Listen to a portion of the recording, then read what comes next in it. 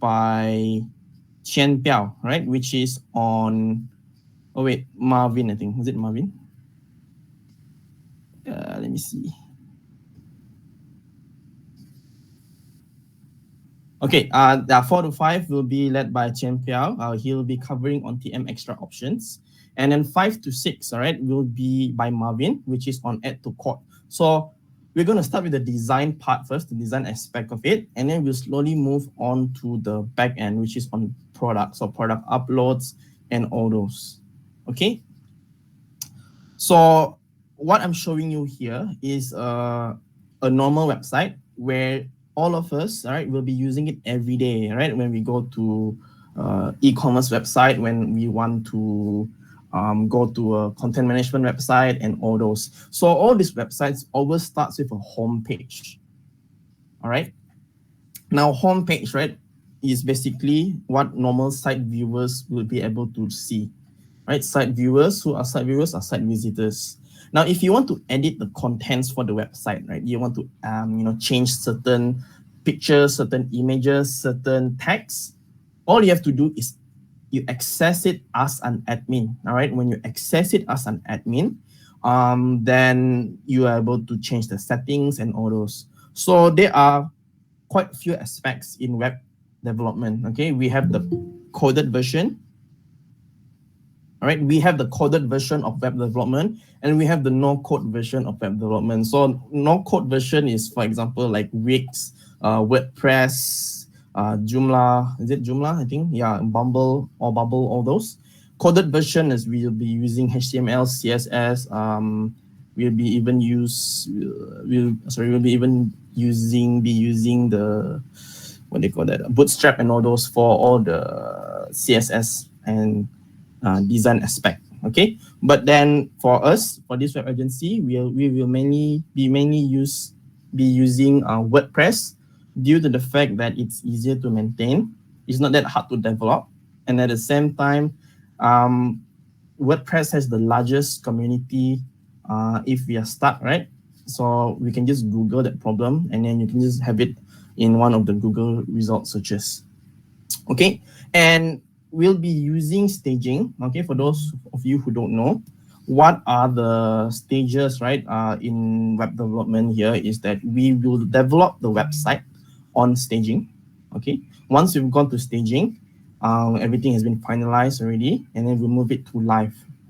So if staging, you normally see on the URL itself, we have like, mediaplusdemo.com or msstaging.com and so on, followed by the project name at the back here. Okay, so it will be the sub website. So if you want to enter in as an admin, okay, usually this is a very standard process which all of us will be experiencing or going through on a day-to-day basis, is we have to add a WP-admin, okay, WordPress admin. So every project that we do, we always add a /WP-admin to access to the backend, which is to access the dashboard area. So here we have a staging which was created by our colleagues, Jonathan, which is JTest. So this JTest, right, we will always do experiments on this website. On this website itself, on this staging, so that before we can implement it on the project itself, we'll always do the test here. If it works, we implement. If it don't, we try another one. So usually we'll be providing username and password as well. Okay. Oh, Jonathan, is there another site again? All right, so we have two, right? We have JTest and we have test ecom as well. So that one is mostly on the ecom part. All right, so whichever, but I think JTest will be more exclusively for Jonathan. So the test ecom can also be used by most of us. So okay, every project that is tasked out by the project manager, the PM, right? You always have the credentials. So the credentials will be the project link, which is this one over here. So it can be whatever the staging we're using, followed by the project name, and then /WP admin.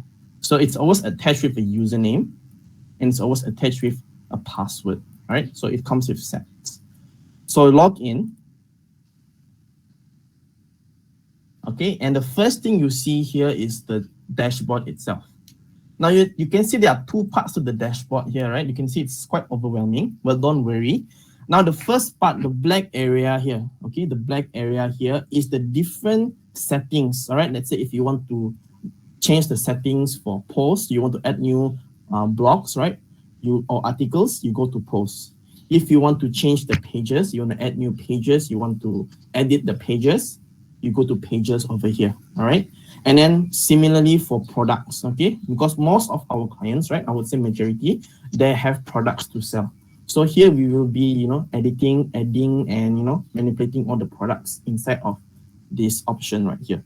So same goes for the others as well. So we have appearance and all those, which we'll cover on another time, because today we'll be focusing more on design, right, which is UX Builder.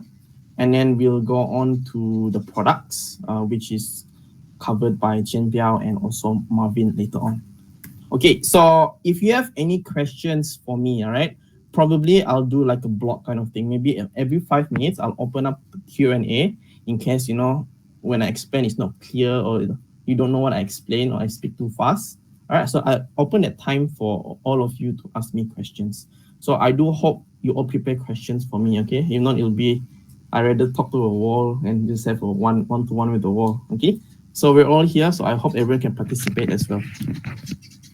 Okay, now, if you want to create pages, right, new pages, so usually when we have a new project, of course, the WordPress will be empty, right? And then the first thing will be installed, right? Usually Jonathan will be the one installing. He'll be creating a new staging, and then he'll be installing the theme, okay? Now, the theme that we are using is specifically Flatsum, okay? So Flatsum is a theme that we use dominantly for e-com. Okay, of course, there are times we'll be using other themes like B theme or Bridge theme and so on, okay? But most of the time, you'll be using Flatsum. And Flatsum has what we call this page builder. I'm so sorry, the birds also want to compete with me here. So we also have this UX builder, which is a page builder, where we'll usually create new pages, where we usually edit the pages through it, okay? So which I'll be covering soon. Now, aside from themes, right? Of course, I think some of you might be familiar with other themes like Ocean WP, or maybe Astra theme, I think, as well. So, but the one that we'll be using mainly will be Flatsum. Okay, and Flatsum is usually associated with UX Builder. Now, besides from installing themes, all right, Jonathan will also install plugins as well. So what are plugins? So I think in other terms, right, it's also known as extension. So of course, a theme is quite limited to its features, right? There's not so much you can do natively. So that's why we have plugins to extend the features, to be able to do more things to fulfill what clients want, which is not inside Flatsum itself, which we'll cover on again on another time as well, right, on plugins. Okay, so usually when we want to create, or when we are given a fresh staging, right, usually we have to create subpages. So subpages usually would be contact us page, most probably about us page. And if that project has services, of course, services page or catalogs, right, where they will be, displaying what are their featured products or featured services as well. Okay, so you'll be creating a new page. So how to create a new page? So first of all, go over to pages here, if you can see, all right, and then click on all pages. So I'll go to all pages first. Now, by going to all pages, you'll be able to see all the pages that is located or is inside the website, or this particular website, JTS, right? We have different pages over here, 44. Okay, and let's go on to create a new page. So in order to do that, we click the add new here. So there are two ways you can do. You can click this add new button, or you can click the add new.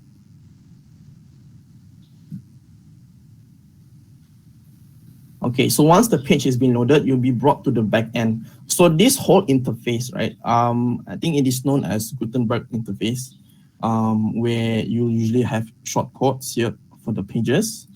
This is where you'll be setting the metadata of the page. So for example, the page title, if you have, for example, who is the author for the page, you will usually set here. But these are the things that you barely touch on.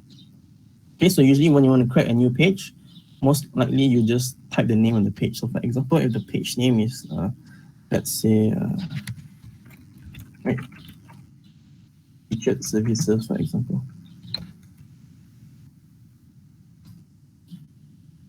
And then we publish it. So usually this is my practice. I will publish it first, or you can draft it, so edit and draft. So whichever it is, depending on what stage of the development of the website it is. Okay, and then next, we would like to add in the contents for the page, and we want to set the layout and also to design the page. So like I mentioned before, to design a page, to add contents, we would use UX Builder. So you can see here, there's a tab called UX Builder here. So click on it. So it'll bring us to another interface. So this is separate from what we call the WordPress earlier on the dashboard. Now this is another one called UX Builder. And UX Builder is a page builder, okay? It's where we can develop pages. So here you have an empty layout. The only thing you can see here is the header. So usually a header, we have the top bar, which is this bar over here, blue color one. And it usually has the CTA buttons as well as the social media icons as well. All right, and then going below, you have what we call the header main, which is the header main area. So usually it constitutes of the logo here. Usually we have the menu, okay? And we have either accounts or card, depending on how the layout for that particular project is. So now you can see that the page, right, it's not that, is it supposed to be like this? Let me check this.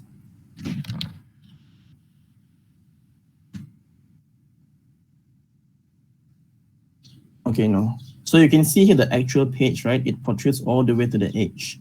And you can see here, it only covers like a portion of it. So usually when you see this, right, what I would recommend, the first thing is go to this gear icon here. And then you can see the template. Click on the template. So we would usually go with full width. So in template, I'll always go with full width, apply it. So when you see, now it goes all the way to the end. Okay, so usually this is the first setting that we'll do if the page is from scratch. So next, usually what we want to do is we have to know what kind of contents we have for the pages. So usually at this point of time, you should have the mock-up from the designers already. They already have the designs for you. So all you have to do is just follow based on the designs they have. Yeah, usually that's the case. But then there are some instances, right, where sub-pages, they just give you the info. But of course, you have to ask on how it should look like and so on. So yeah, just be vigilant on that area. But most of the time, you'll be given mock-ups. Okay, so this, once you're done already, you'll see that we have this add element here. So if you see that there's this plus sign, okay, inside this blue circle, it suggests you to add in new elements. So what happens when you click this plus sign? After you click this plus sign here, you can see on the left side, we have a panel, all right? And these panels over here, all right, suggest what kind of elements you want to add, whether you want to add a raw, whether you want to add a section, a slider. So we have different ones. We have text, buttons, banners, and images also, all right? So depending what you need to add inside, you just click on it. So usually, right, we would like to construct pages by sections. So sections on top, sections at the bottom. So what I mean by that, okay. The outermost layer, right, should be sections. So I don't know if I can do this. Anyone here familiar with HTML or not? Is anyone here familiar with HTML? Not familiar. How about the rest?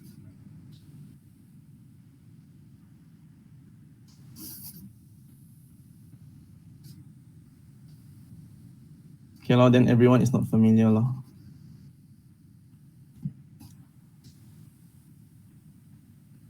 Nope, okay, no worries about that. So I'll just go through with you on the fundamentals of HTML, all right? So when constructing a page, this is what we call the body, the main body, okay? So we have the body over here. And then inside the body, we will have sections. So again, we have another layer, which is the child of the body. So we have section 1, we have section 2, and then we have section 3. So each of these are sections. Now inside these sections, right, we will maybe want to put in, let's say, a slider or a banner. So inside the section, we will put a banner here, banner 1. And inside the banner, we'll be putting text, header, and description, maybe a button. Okay. And then the second section at the bottom here, at the middle here, maybe it's like we want to show them what are the products that they are selling. So we have a section title here. Now at the bottom of this section, we will have rows.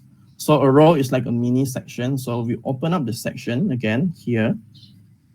And inside this row, okay, we're going to have columns later on. So don't worry if you don't understand what's going on here. Later, you'll understand what I mean as I go along. So inside this row, we have column 1, column 2, and column 3. All right, and inside this column, usually you'll have, whatever you want to put, maybe product 1, product 2, product 3, and some descriptive rating and so on. Okay, maybe let's say section 3 is where you will be putting forms, right? Forms. So forms usually will be in the middle. And then you have, let's say, first name, last name, and then maybe a drop-down menu. And then after that, submit button. So here, what I've done here is a very simple, prototyping, or a very simple wireframing. We already know what the structure of the page is already. Okay, so now let's put this into real-life examples.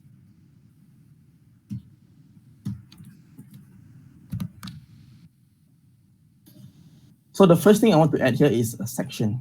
So again, this will be the parent section here. Now in this parent section, maybe we want to add in, let's say, for example, and we name the section first. So this section will be, let's say, for banner.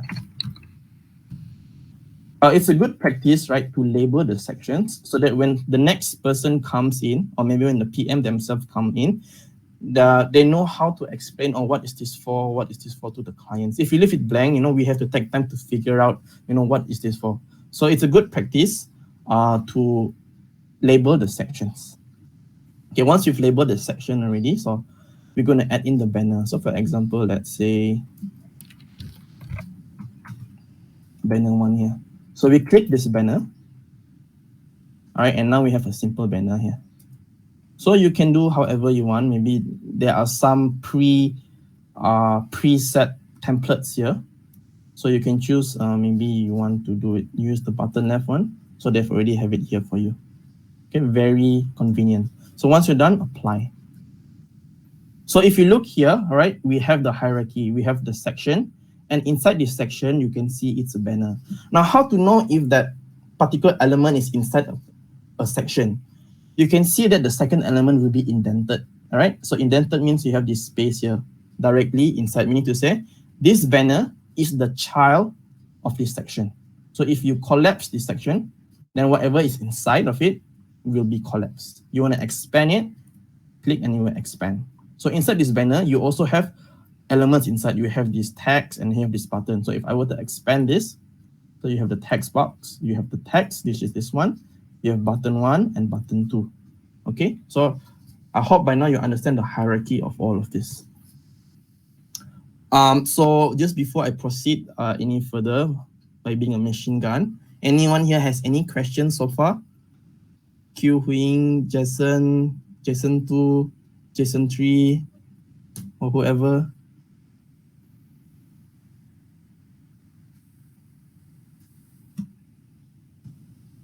No questions so far, yeah? Okay. So I think this one is quite straightforward at the moment. So we have sections for banners. Now there are two ways you can add in sections. You can directly add from here, click plus, or you can also add in through here, add elements. Either ways is the same. Okay, they give you multiple methods on how to add in sections. So just now we added through here. Let's try to add through here. So click add element and then section.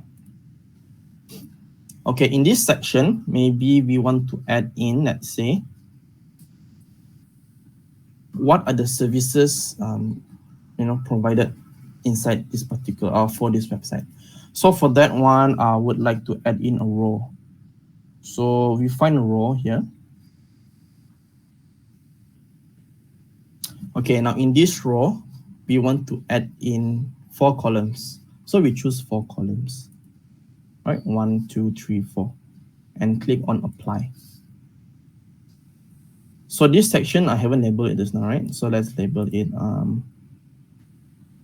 to show car service or services, right?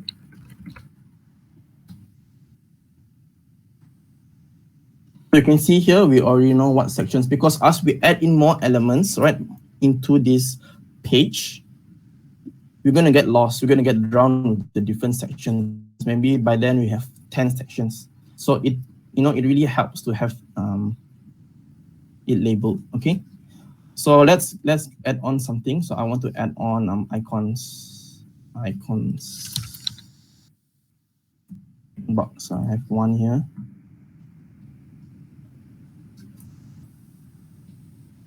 So another thing for you to know is that whenever we click on a particular element, right?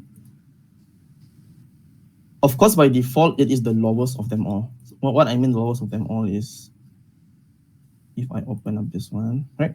If we choose the button, which is this one, what if I want to choose its parent? So the parent should be text box, right? So if I click this up arrow, you can see it will show the parent, right? Text box, followed by the banner. And then lastly would be sections. So this is very useful if you want to, instead of changing the child, you want to change the position of the text box. So for example, button. If you choose the button, if you want to drag it, means you only drag the button. But if you want to drag the whole main thing, you go to text box. Instead of dragging the button, you're dragging the whole thing as well. Okay, so this is the important thing of that. Okay, so going back to this part, let's say we have text box. So let's choose an icon. Let's say we have this.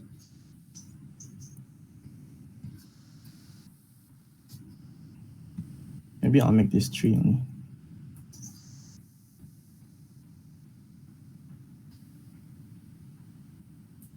Four. So what I'm doing is I'm equally distributing the sizes. So for row, right, by default, you have a total of 12 points. Okay, and I call it points. So here it's very good because it makes it easy for you to estimate how many columns should I have. If you have 3 columns, then each column should have 4 points. If you want to have 4 columns, then each column should have 3 points. So it depends. So let's say position should be on the left. I want to make it on the left. And it should look something like this. Okay. And then to change the text, okay, so you need to remember, it's a rule of thumb. When you add in a text, right, by default, the placeholder, right, placeholder meaning to say the default text would be lorem ipsum, right? Everywhere you go, you'll be lorem ipsum. So you have to replace it with the actual contents if you have it. Otherwise, you just leave it as lorem ipsum until you have the actual contents. So to replace the text, just double click on the text area. You can see wherever my mouse hover, right, the text will be highlighted. You can see a text. If I go here, it's another text. So double click. And then you can just edit it here. So over here, you can have like text. You can edit the text using the text editor tool. For example, you can bold it. You can italic it. You can see here already got some changes. You can, make it align center, align right, align left, and so on, right? So on and so forth. Let's see if I can, okay. If you toggle this one, you can also change the color of the text. Make it red, for example. Increase the size. So this one is increase the size by percentage, right? And so on. So let me just duplicate this whole portion. So sometimes, right, to, in a way, automate the process to make it fast instead of creating a new one, I would suggest you to duplicate. So how to duplicate an element? So to duplicate an element, make sure you choose the icon box, not the text. You see here, click this gear icon, right? You click this gear icon.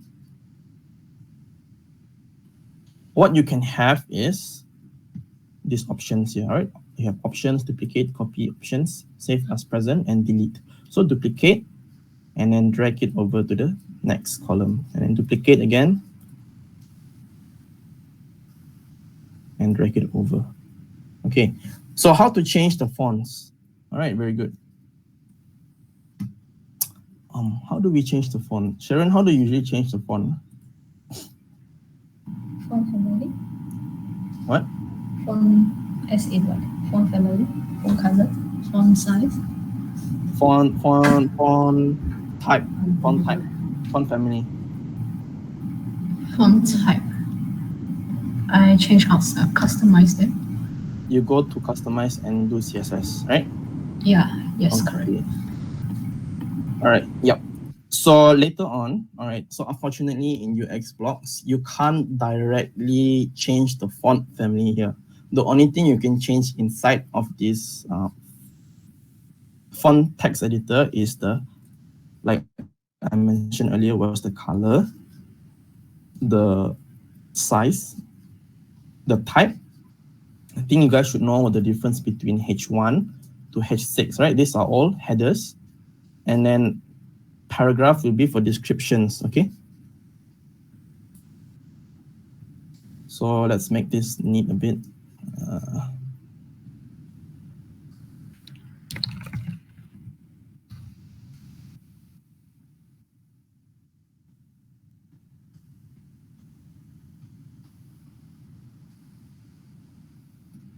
So let's choose another one, change media.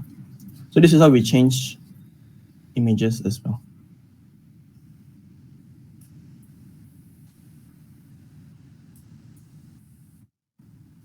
And double click on icon box, go to change media, and then you choose from this media library.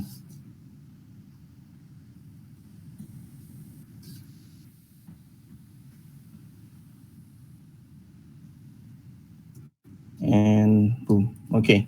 So this will be in regards to the second section. Now let's say maybe we want to add another section. So this section, we will be displaying featured products. So assuming the products have already been created already, we want to show it here.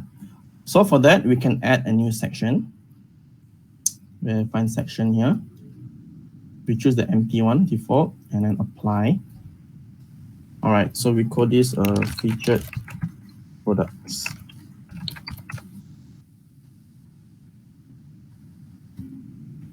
So in these featured products, I would like to add in a row and one column. Inside this row and column, I add in text.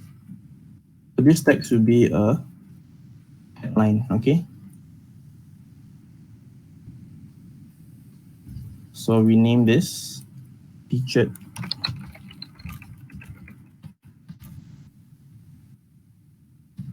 products. So how do we make it center? Where you can see here, we can do a center align, right align or left align here. Okay, so once we are done with that, now let's add in the product. So click plus, and we want to look for products. Just this one here, products. Click products. So we have the products here already. Then go next, next. So products is an element itself, just in case you're wondering. And in these products, right, you can choose whether you want it slider, full slider, raw, and so on. You can choose what style you want. You have the default style, the normal style. You have overlay. Okay, it looks like this also have. So it depends what kind of layout that that particular project is required to have. So I'll just go with the default for this one. Also, something to note is when you are building a web page, okay, be mindful about the gaps. We don't want the gap sometimes to be too small, sometimes to be too wide, yeah. That one we'll cover again on another time. So today I'm just generally covering on UX Builder only. I won't go particularly on, you know, how the font should look like, how the gap should be and stuff like that. So once you've added this one would be under. See, as you can see, as we add things, it looks very quite, you know, overwhelming already, right? So that's why it's very important to add in labels. All right, so let's add in a new section. A new section here. So let's say this section would be on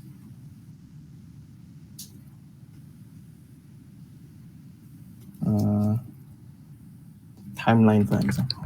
Timeline. Oh, no. Our shops, for example. Let's say our shops. So this one, how to do this? Okay. Let's say I want to add in a row again. So this row will be for me to add in the header, which is this one. So let me duplicate this. And then I drag it over. So if it's blue, you can drag it.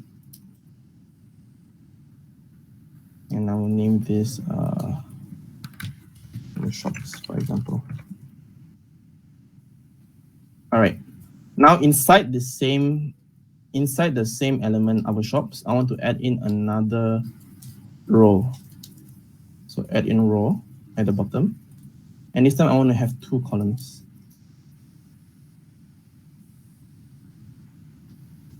So these 2 columns, you can see if I add something, it will have a gap, right?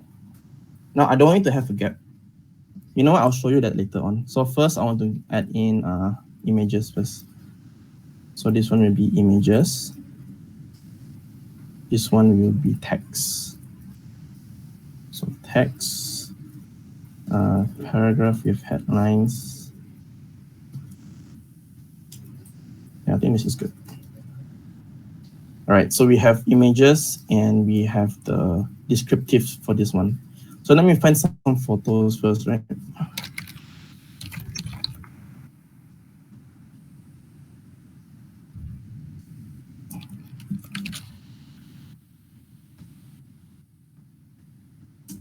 Okay, let's go with this. Oh.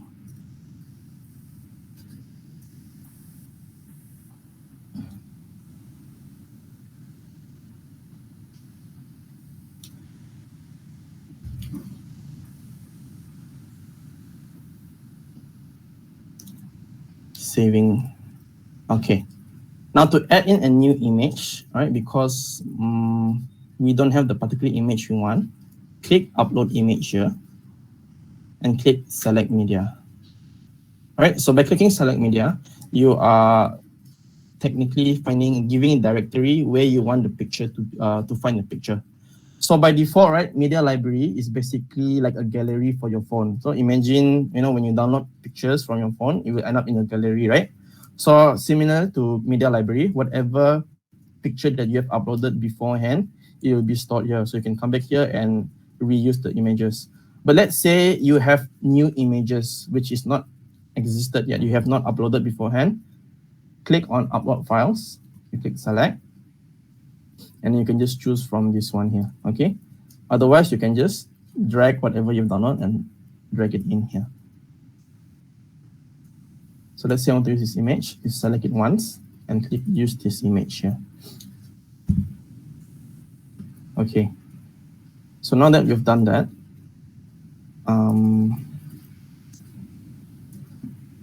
the next thing we want to do is make sure that we have no gaps here.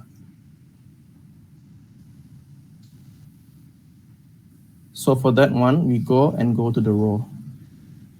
So we go to the row here. What we want to do next is want to make sure that the width is set to full. Okay, the width is set to full. But because the rest is not full, we keep it container. It looks weird suddenly big here. So the next thing to note here is make sure that everything is consistent. We don't want, right, everything ends here. Suddenly this section ends towards the edge, right? It looks weird that way. So consistent. Container. Let me make it center, middle. Okay.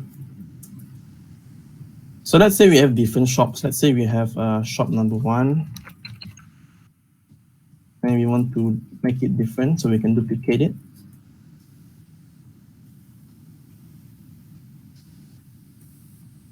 Duplicate. Let's do 4 of that. 1, 2, 3, 4. 1, 2, 3, 4. Second one, we just swap it out. The fourth one, we swap it out. Okay, so here you can see that we have the different shops. So imagine they have 4 different addresses. Shop 1, and then this one is shop 2. You can also change here as well.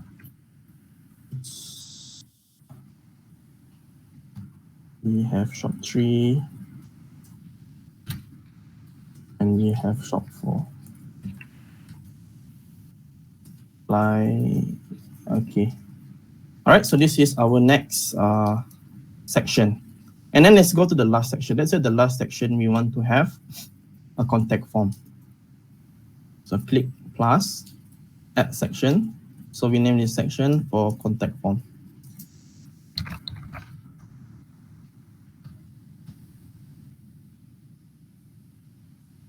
All right, and then let's add a new contact form here. So we use form, the form elements, plus.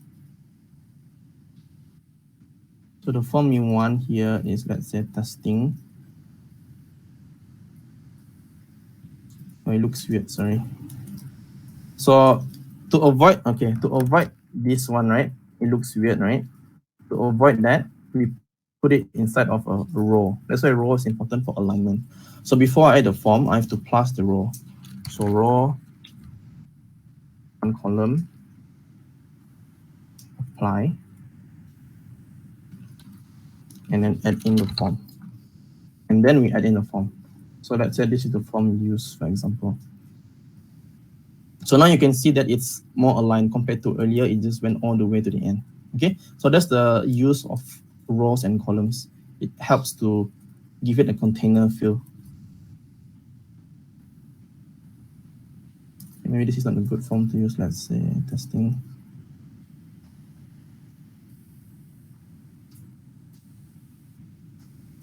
Okay, that's good. All right, so maybe here we can add something. Let's say add in text. It needs to be a headline, and I want this headline to go to the center, and then inquire now.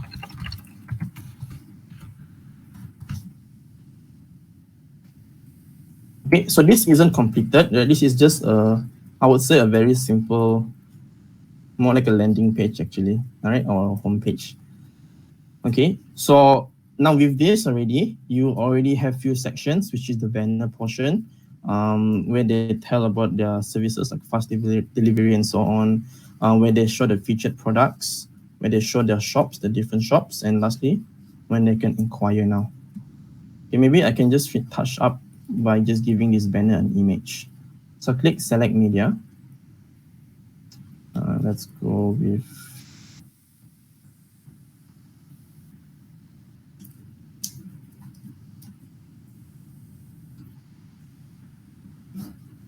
let me find a good picture to complement that one first.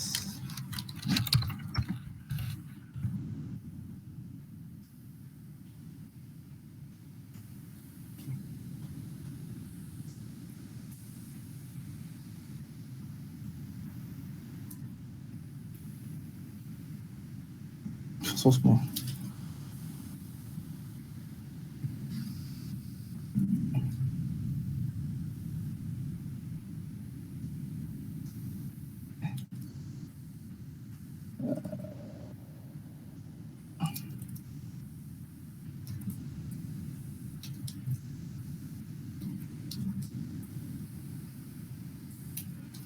So how to find photos? Maybe I go with this. No, so small. You know what?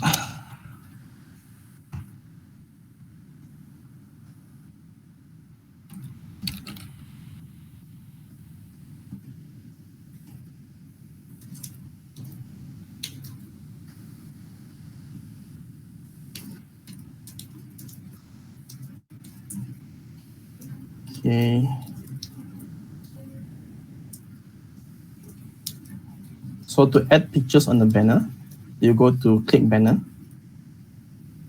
go to options, and you see this one change, right? So under the background portion, click select media here. And then we just want to drag that picture I just downloaded.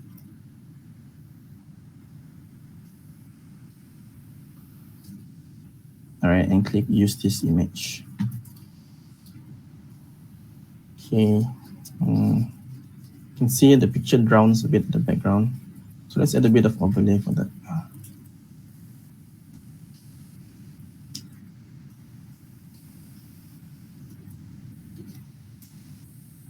Choose, this one should bring to the bottom a bit. I think that's about it. Click apply.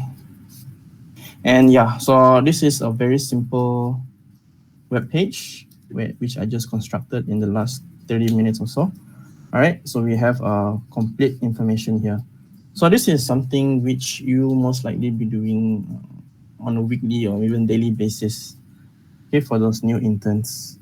And then this one is all for desktop view, okay? So do bear in mind, we don't only consider desktop views, we also need to take into consideration tablet views, which spans from Samsung Tab all the way to iPad. And then we also need to consider mobile view, okay? So how to go through back and forth the different views, you can see here on the right side, we have desktop, which is this one. We have tablet view. So this is how it looks like on tablet. And lastly, we have mobile view, how you see on your phone. Okay, you can see here, it's a bit weird for some. All right, it's a bit weird for some for the positioning. But yeah, I think due to time constraint, I will have to have another session on how to optimize for mobile as well. Okay, yeah, so you can see here, it looks weird, suddenly got three, like two, and then one at the bottom. And then for this one, it's supposed to be picture, text, picture, text, but here is text, picture, text, picture, and then picture again. It doesn't look nice, right? Yeah, so that's the problem we usually have when designing on desktop and when we transition to mobile. For desktop view, what is the minimum screen size for desktop view? Based on my knowledge, the laptop size can go all the way till, was it 900? What is a, like,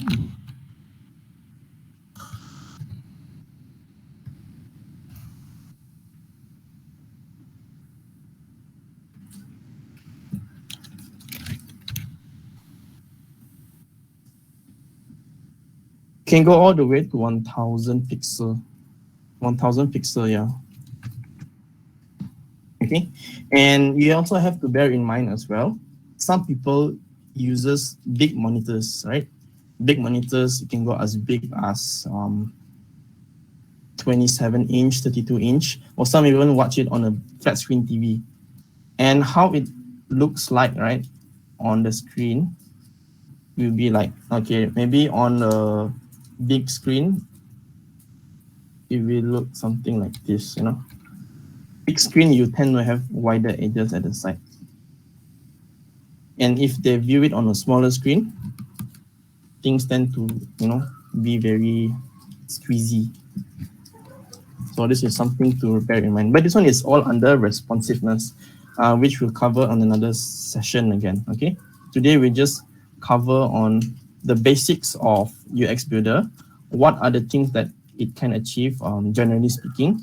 Like for example, we can build banners, we can build sections and all of this.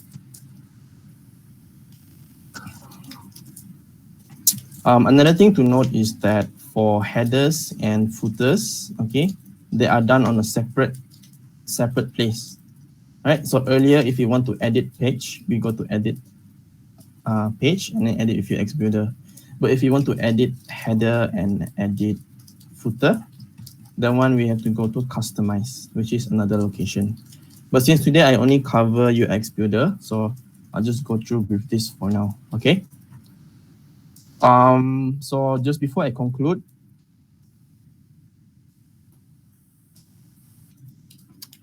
it's hard to give it a fixed ratio because there are a lot of factors you need to consider. The first one is how is the client's image. Sometimes it's not 16 by 9, sometimes it's 16 by 10. How they want the design to be. Is it squared ratio of 1:1 or is it 16 by 9 ratio? So this, I would say it's quite subjective and it requires collaboration between designer, developer, and PM to find a common ground with the client to see what suits their design. So it's hard to say, there's a set size for it. Because for every project, right, it's always a different size based on my experience. So to say if it's good or not, but there's a general rule of thumb though. The general rule of thumb is that to make sure that the size of the picture is clear or the poster is clear, it's generally good to have the size of the banner or the picture 2000 pixels for the width. So that it's not blur and quite clear. Yeah, because we have some cases whereby pictures are very bad quality, so 2000 pixels for the width is recommended. Okay, so are there any questions or not before I pass the session to Qian Biao? Anyone?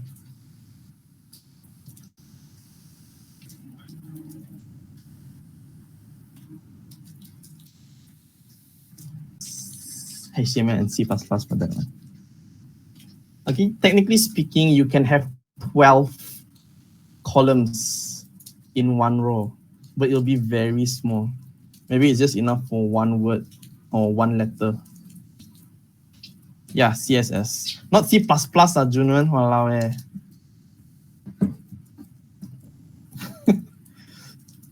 Yeah, so did I say C++? Oh, sorry. CSS, not C++, my bad. All right, so CSS, okay, how does it work? Okay, let's say you have the text. Let's say you give it a class, new text. New text, all right? We give it a class. Before I proceed, right, anyone here familiar with CSS or not?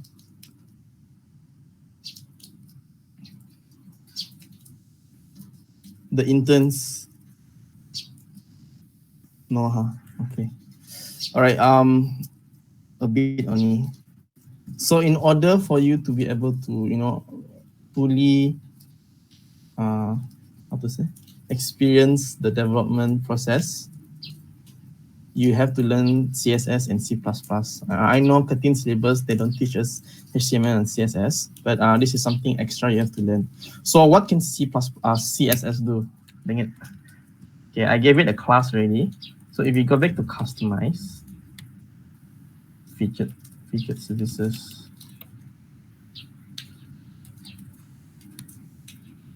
Yeah, you just use 3W School to learn. That's the only way. Featured services. Right, so this was our no wonders now. So you go to customize.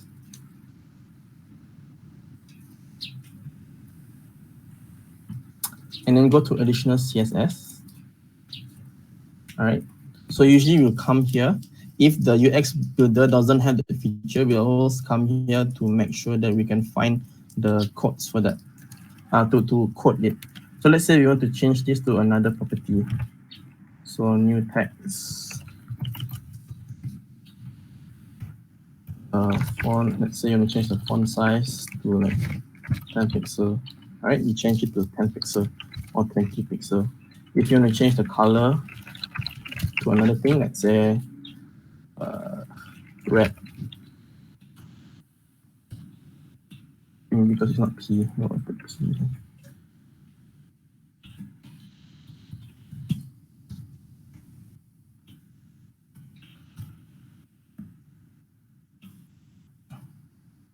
What is this class again?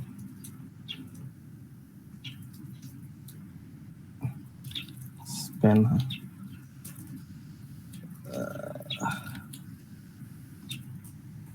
Let's just say P.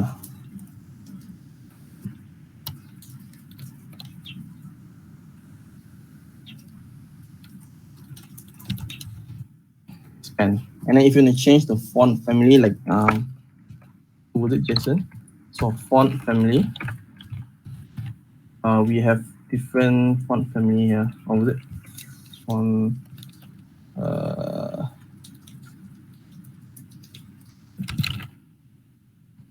Sans serif. You have others also. I think cursive also is. Cursive.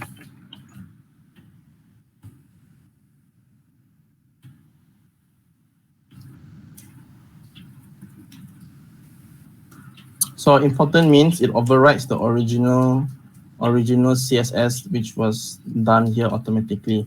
So with important, you technically brute force it so that if you go with this particular line of code. Okay. So the only way for you to change font family individually on each pages is by using the CSS property font family, and then you tell what is the font family you want to use there. Okay, so CSS is used, when you need to customize further where UX Builder cannot fulfill.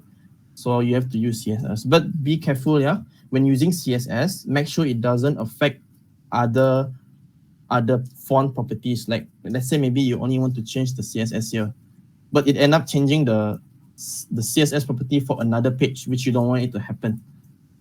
So the one you need to also learn how to do it. Okay. All right. Any questions before I proceed to pass the session over to Qian Biao?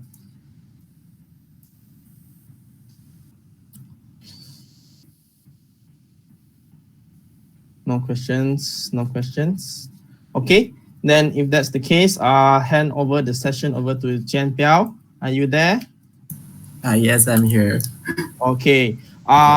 How to know how to use class name? Well, the one you need to learn CSS to know that. Okay, because before, sorry, Qian Biao, let me just. Okay. Because for each of the, so we use inspect to find the class name, and you need to know what class is for what element. So for example, this one is this class name. So it doesn't have a class, but then it's under upper class, and then you have to find the child for that one. So that one you have to learn CSS, which is under selectors. The topic of that one is selectors CSS. All right. Okay. Yeah. All right. So Qian Biao, over to you. Thank you very much, everyone. Okay, so I'm going to share my screen first.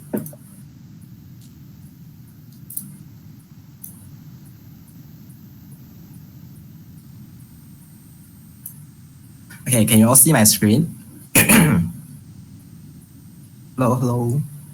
Okay, so today I'm going to share about the TM Extra option. And so first, I'm going to use a newly created product with nothing inside. Okay, so this one is just an empty product. So to use the TM Extra options, you need to go under the Extra Product Options tab under here.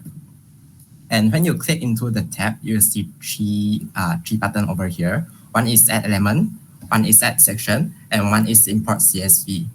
The Add Section is basically for you to group the elements together. You don't want to put you don't want to add a section also, never mind. And for the Import CSV, I'm going to talk about it later. So first you add an element by clicking the Add Element. and then you pick the element you want. So here is a list of the elements that are available for the TM extra options. So for the first two elements, which is the heading and the divider here, it's not involved in price calculation. And for the others, which are the date, time, range, picker, and onwards, they are all involved in price calculation. You can put the price calculation formula for them. So I'm going to start for heading and the divider first. So you add an element by just clicking the element you want.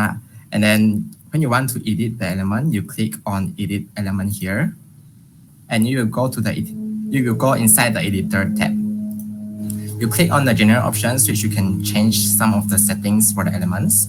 And you can, and for the header, for the title, you can sorry. So for the header title, is it header? Yeah, for a header title, you can use the type of elements, the HTML tag you want. I think you guys know what are these, the H1, H2, H3 until P. And then division and span, I think you guys know also, so I'm not going to explain about it. So you just pick the type of HTML tag you want, and then you type in the title, maybe header title. And header position means that how are you going to put, where are you going to put the header? Is it on left of the field, right of the field, or you just disable? If you put disable, the header title will not show on the front end. But since that this is a header element and it doesn't have any input field for the customers to fill in, so actually, if you put this, if you select this tree, and all of them are going to give you the same look. So I just put above view. And for the header color here, you can change the color of your header. You can change it to any color you want. You can also use the color code to change the color. For now, I'm just going to use the black color. And for the content, you can it's something like subtitle. Yeah, it's something like subtitle, which instead of like you want to put some additional information about the input field, you can put it over here, like some additional information. And you can change the styling here using the tab over here.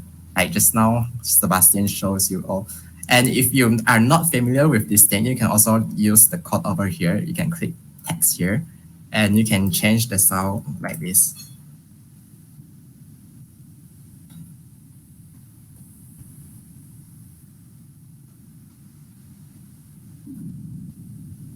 Then when you go back to the visual tab, and then you can see that the font color is changed already. And the content color, I think you don't need to use it. Don't need to use it because it's just to change the color for this.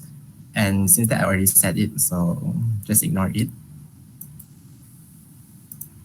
Okay, just ignore it. And the content position means that where are you going to put your content? Is it above the input field, below the input field? But since that is a header element and it doesn't have any input field, so I'm just going to put it as above field.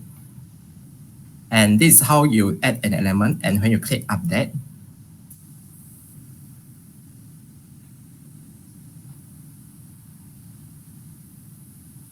and you click view product, and you can see that the title is added here already. And the second thing I want to show you all is how to adjust the width of the element. So there are two ways to adjust the width. One is you use the minus and plus button over here, and another is using is by dragging the little circle over here. Okay, you can adjust the section also like this, but I think it's enough already. You just adjust the element that is enough already. And if you are a lazy people like me, you can actually duplicate the element. So if you need to have many same element, you don't need to like add it one by one. You just duplicate. Okay, so now I have two columns already, and when I view it on the front end,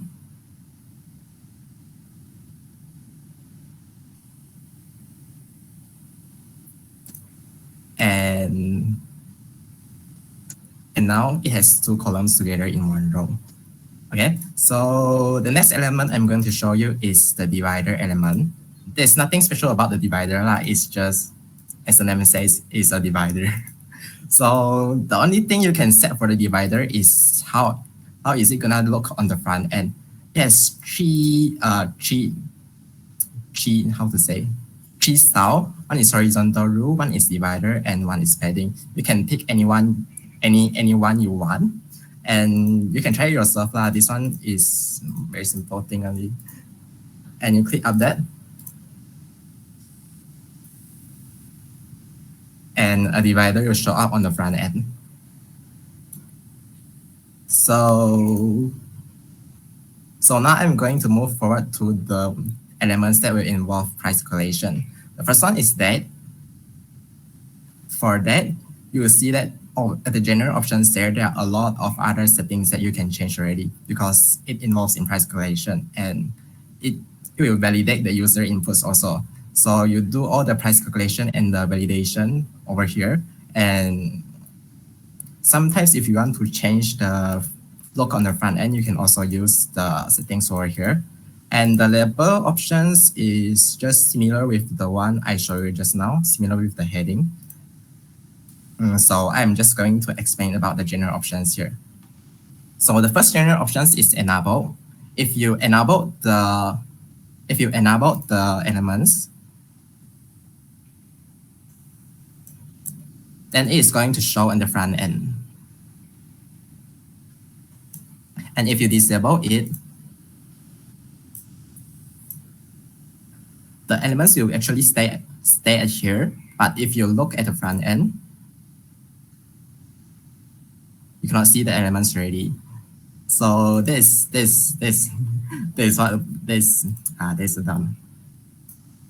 So that is how enable works. And for the required is like when the customer submit when the customer clicks add to cart, right? And it will validate if the user have. Wait, I made it show on the front end first.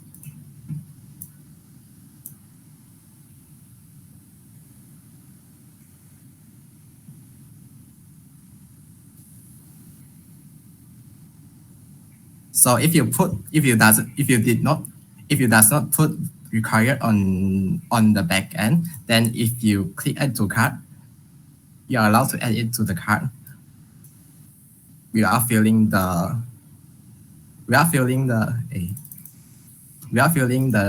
that option. But if you put required,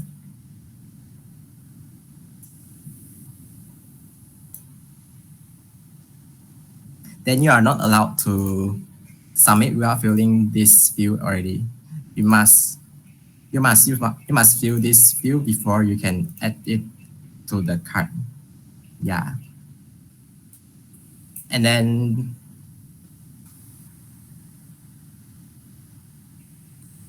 the price type. Price type is like what type of price you are going to. How are you going to calculate the price? How are you going to calculate the price? So you can use fixed amount, percent of the original price. This 1% of the original price plus options. I also don't know what is this. And then the math formula, and this one also not sure what is this. So, but normally we only use these three, the fixed amount, the percent of original price, and math formula. So if you put fixed amount and then you put a number here, like at T, and then you click update.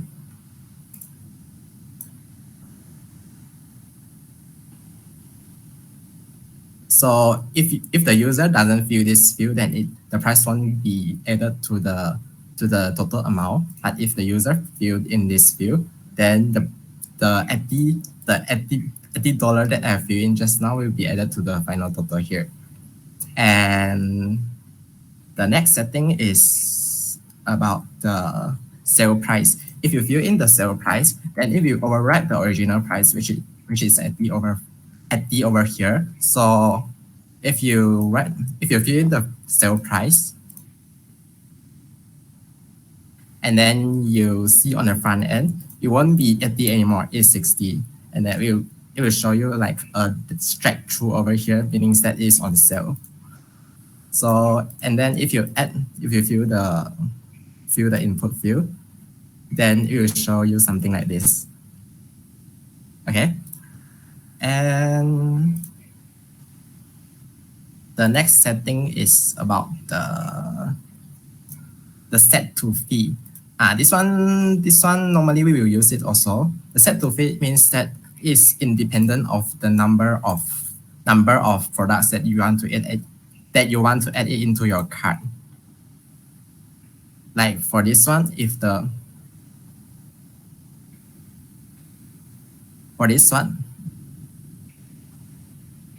where is it already? Set to fee. Oh, okay. So so this actually doesn't work for the debt input field because you can only select one debt. But never mind, I will talk about it later.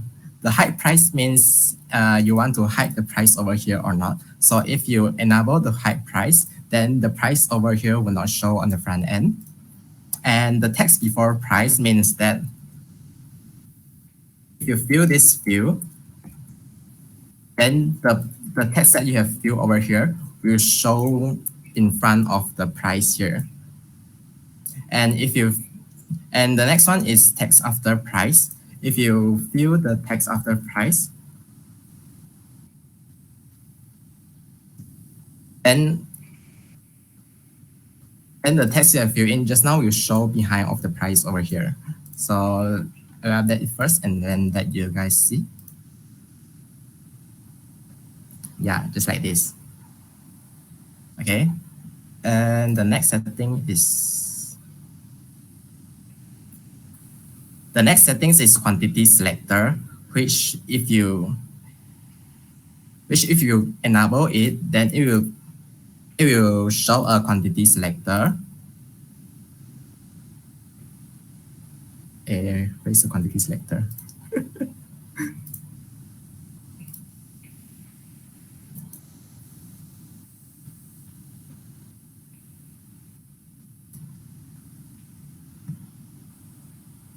Oh wait, you need to fill in first. So it will show you a quantity selector, means that how many you want. But I think it doesn't work for the. I think it's not very suitable to use on that lah. And the next settings is quantity minimum value. Means that what is the minimum value the customers can put for this field. And then quantity maximum value is what is the maximum value that the user can put for this field. And quantity step means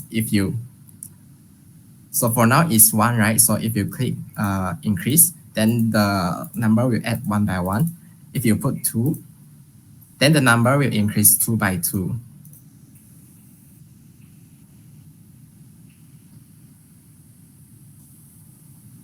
Yep, something like this. Eh?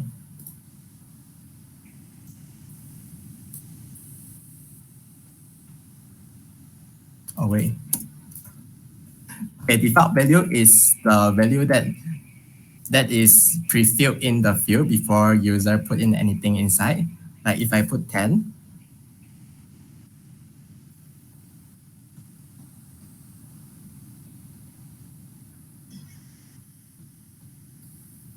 so by default it will show 10, and if you click increase, then the quantity will increase 2 by 2. Okay, this is for the step. And the next settings is okay. This is more on the front end already, right? You can try yourself the debt picker style, and then the debt format. You can change the debt format also. I'm not going to test it one by one because I think later my time will not be sufficient. And then the start year is the minimum year that the customer can pick, and then the end year, the maximum year that the customer can pick. The default value, which is just same as this one. It's like when the user haven't put in anything for the field, then the field will show that quantity, will show that value. And the minimum selectable date mean just like what here says, a number of days from today. If you put 2, and then for the maximum selectable date, if you put 10,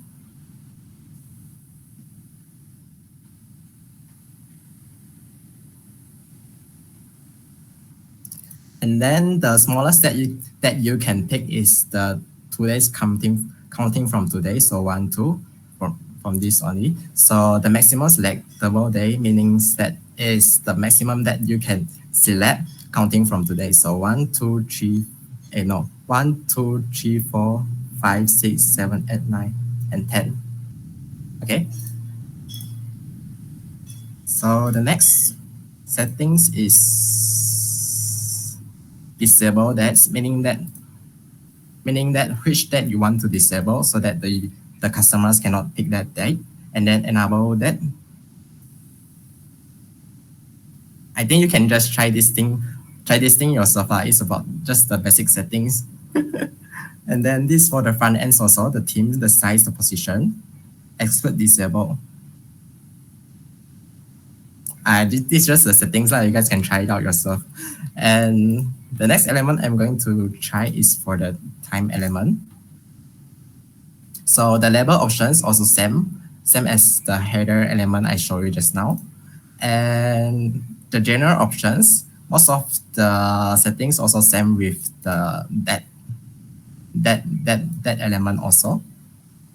Required price type, price, sale price, set to fee, high price. This one is basically the same. And then the time picker styles means that how is it going to look on the front end. The time format, you can change it also. The custom time format, you can customize the format that you want. You can I think you need to search for the time format that you can use. You need to search for it. And the minimum selectable time, meaning that what is the minimum time that the customer can select, and the maximum selectable time means that the maximum time that the customer can select. And theme size, position, translation. This one is for the front end, just to customize the view. So I'm not going to show it to you. So if I click update,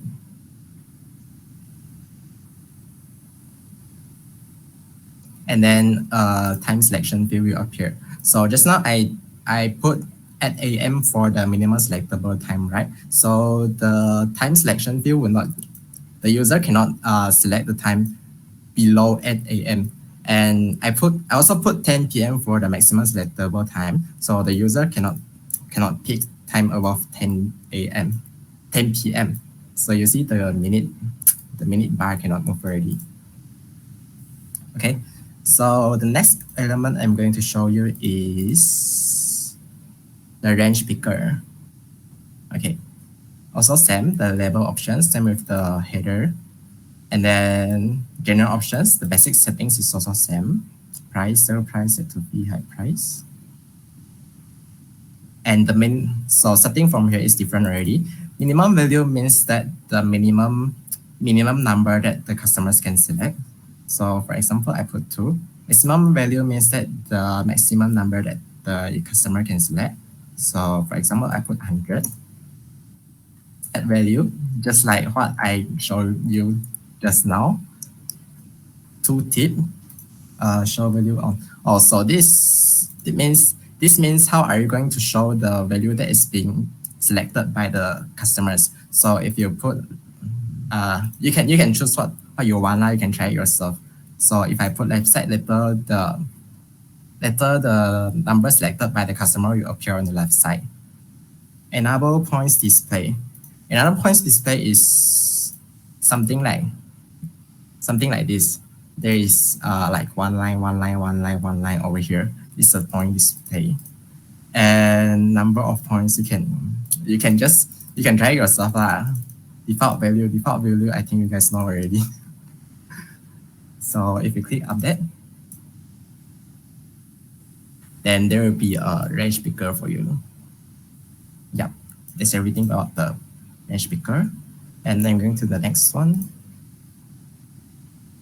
the color picker. Okay, the label options also same, and the basic settings also same. The only difference is just this default value. Default value, you can use the color code. You can use a color code and then you put it here. So by default, the color code you put here will be selected as the default value. So let's say if I use red color.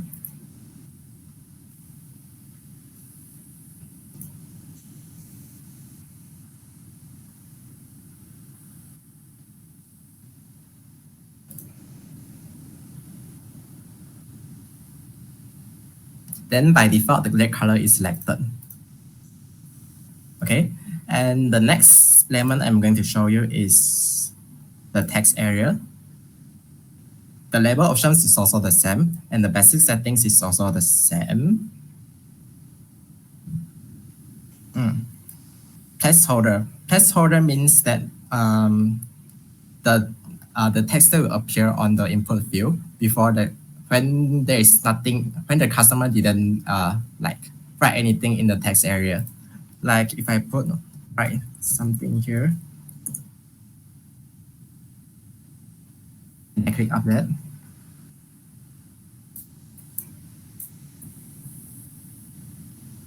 So by default, not by default so the write something here will become the placeholder for this element. And when you start typing something, then the placeholder will disappear.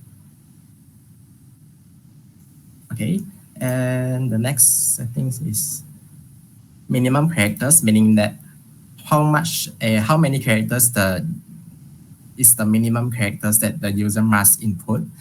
And then maximum characters means that how many characters that the user cannot exceed that characters. And then default value is I think you guys know already. And then the validation means that how are you going to validate the text that are typed by the customers. So if you put email, then if the user type https://facebook.com, then the user are not able to submit are not going to click add to cart. So if you put number, then the users are only allowed to input numbers. So there's a lot of options here. You can try yourself. But for now, I'm just going to put no validation.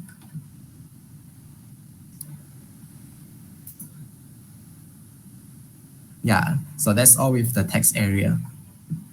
And the next element is text view. Text view is basically just the same as the text area just now. The only difference is just the text area cannot be, the text area you can resize the text area, but for text input field, you cannot resize. There's the difference. Okay, and the next element is upload. The upload field allows you to allow you to upload the file you want, upload a file, and only one file is allowed for each upload field. And the basic settings are the same. And there's only one extra settings that you can change, which is the style of the input field. Yeah. And the next element I'm going to show you is the select box. Okay, for the select box is something, it looks something like this. No, it's this. Okay, so it's a drop-down selection that users can select one of the options under the drop-down menu. And the basic settings are the same. Starting from here, URL. So if you enable the URL replacements, So when user clicks on the option over here, then it will be redirected to the URL you put here. Here's the options you can put it, you can edit later. And besides the URL replacement, you can also change the custom product image. So if you put the product image, an image over here, then if you select this option, the product picture over here will change. You change the picture, you put it here. So let's say I add option 1. And then I add another option.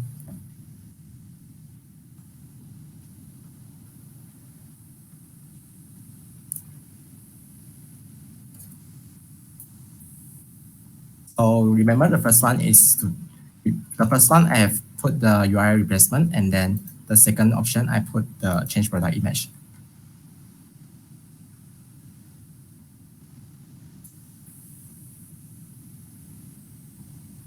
So when I select the second option, the product image will change to the image I put there just now.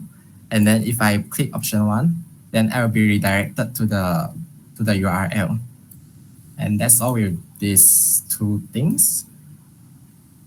And next, I'm going to show you the radio button. Radio button is it's just the same with the selection field over here. It's just the browser will list down every option on the front end, but the selection field will hide it into one bar only. So the basic settings are the same. Use URL replacement. Just now I showed you already. And the use image replacements. If you use the image replacements, then if you click, I will show you. If you use the image replacement, it will show you the image instead of the label on the front end, like this. And if you use image lightbox, and then if you click the image, it's going to show you a lightbox like this. Okay, and I think you know how it's lightbox lah. And then enable search mode. Enable search mode is, if you enable the search mode, it will show you something like tooltip. Where's the you can see the black rectangle above the field, above the selection. Yeah, this the search. And then change product image. I think I showed you already just now. And then items per row. Items per row, normally we use it for image only. For the text, for text we don't use it. If not, the text gonna be very, very messy. So items per row, if I put 6, you can put anything you want. You can put 4, you can put 5, you can put 6. You want to put 1,000 also can. But the front end will become very, very messy. So normally we put 5 or 6. And for this one is 6. So actually it will show you six items on the front end. But I don't put the 6 option now, so it won't show here. It only show 5. And enable clear options button. Enable clear options button, because you know for the radio button, right? We actually cannot unselect the radio button. So if you enable this, enable clear options button, then when you have selected an option, you have a cross button over here. And if you click on the cross button, it can help you to deselect the option. Yeah. And then down here is just the same. You can add new item like this.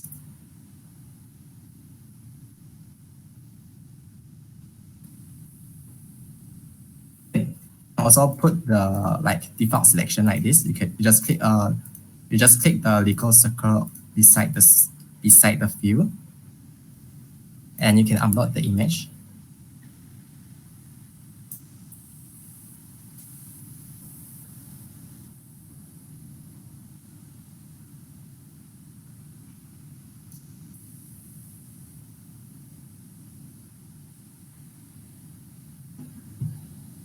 Oops, I think I forgot to set items per row just now.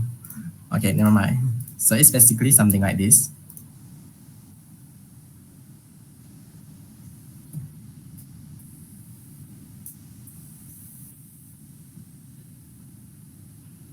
Yeah, basically something like this. If you want to deselect, you just click the deselect. And then this is the light box. Okay, so let's go to the next element.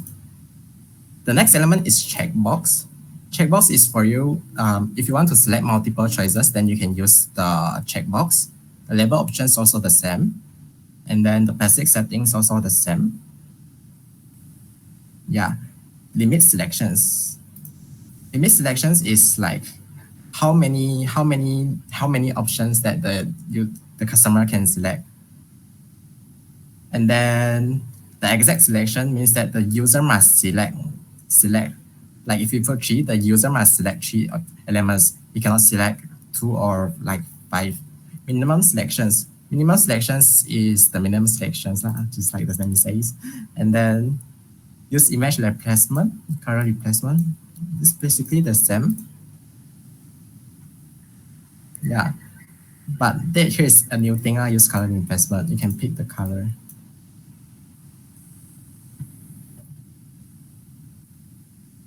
So instead of the image, you will show the color.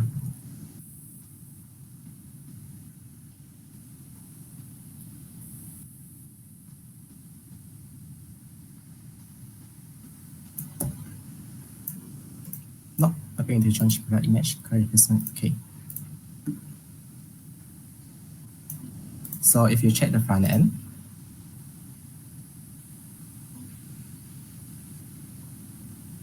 yep. So you can select multiple items. So it's all about the checkbox. And the last one is the product. Product is for you to select a product. So if you put a product element over here, oops.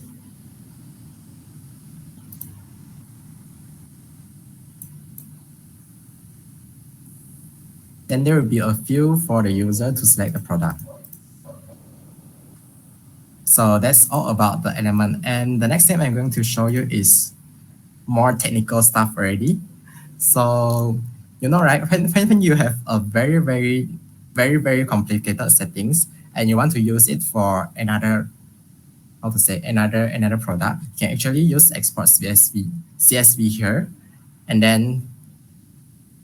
then on another product, you can just use the import CSV here. So everything under the TM extra options over here will be imported to another product.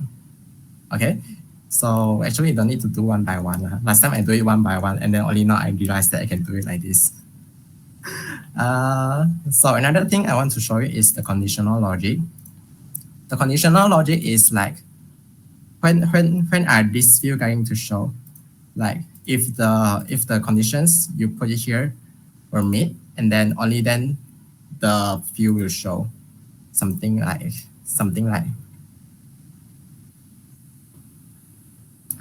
this like for the small bench size, the customers can only select from 100 to 120. For medium bench size, the customers can only select from 125 to 150. And then for large bench size, the customers can only select from 155 to 180. So how are we going to do this? We just use the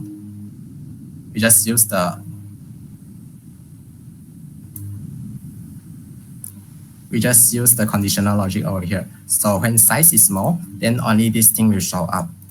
When size is medium, then only this thing will show up. Size is this element, and then you can set the options here.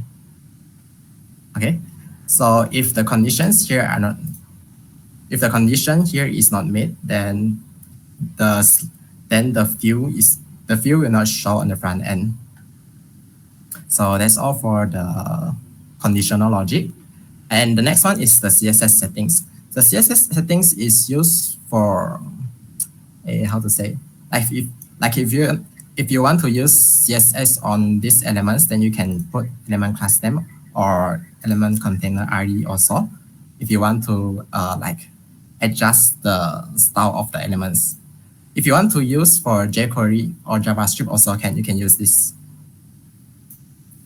Okay, so one of the example that I have done previously during my internship is I think it's yeah, it's this one. This one is actually just a radio button. And I actually hide the radio button using the CSS, and then I change the text color to red. So from the backend,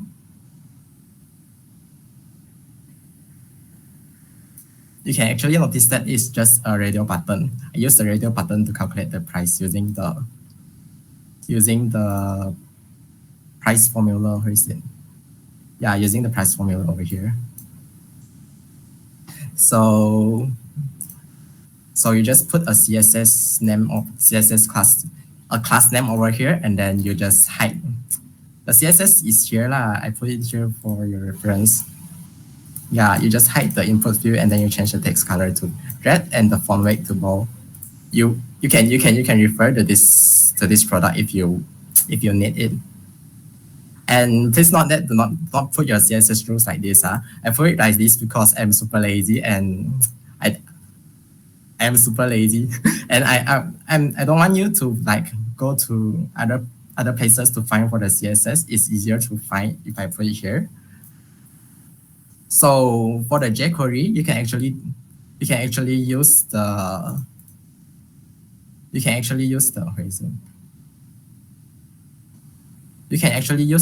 settings for jQuery also. So for this one, like this is actually a customized feature. Like I want the return date and return time to be earlier than pickup date time. Then I just use jQuery to achieve this. So if I select like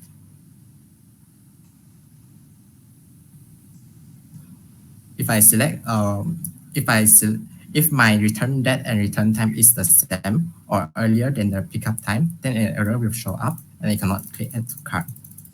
Okay, this one is achieved using the JavaScript or jQuery, and the script is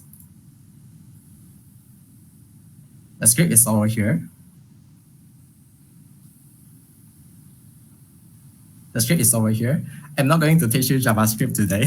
So if you have any task that needs to use JavaScript, you just throw it to the interns or throw it to the backend developers.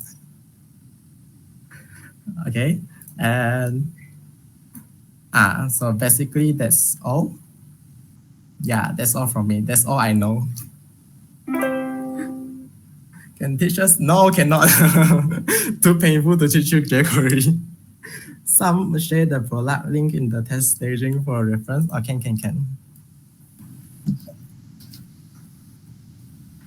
Okay, so anyone here has any question for Biao, especially the interns? Mr. Yes. What plugin to download? Biao? TM extra option. How to judge when to use that? How to judge when to use one? Use the jQuery? The plugin CSS?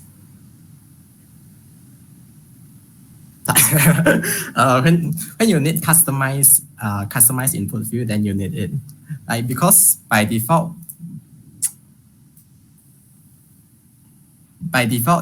you only have variation field for the product. Then if you need other field like the date selection field, time selection field, and speaker, then you will need the TM extra option.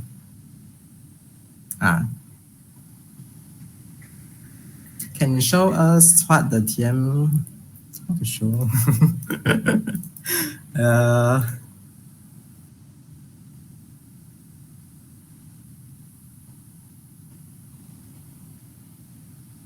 Where's the TM extra option?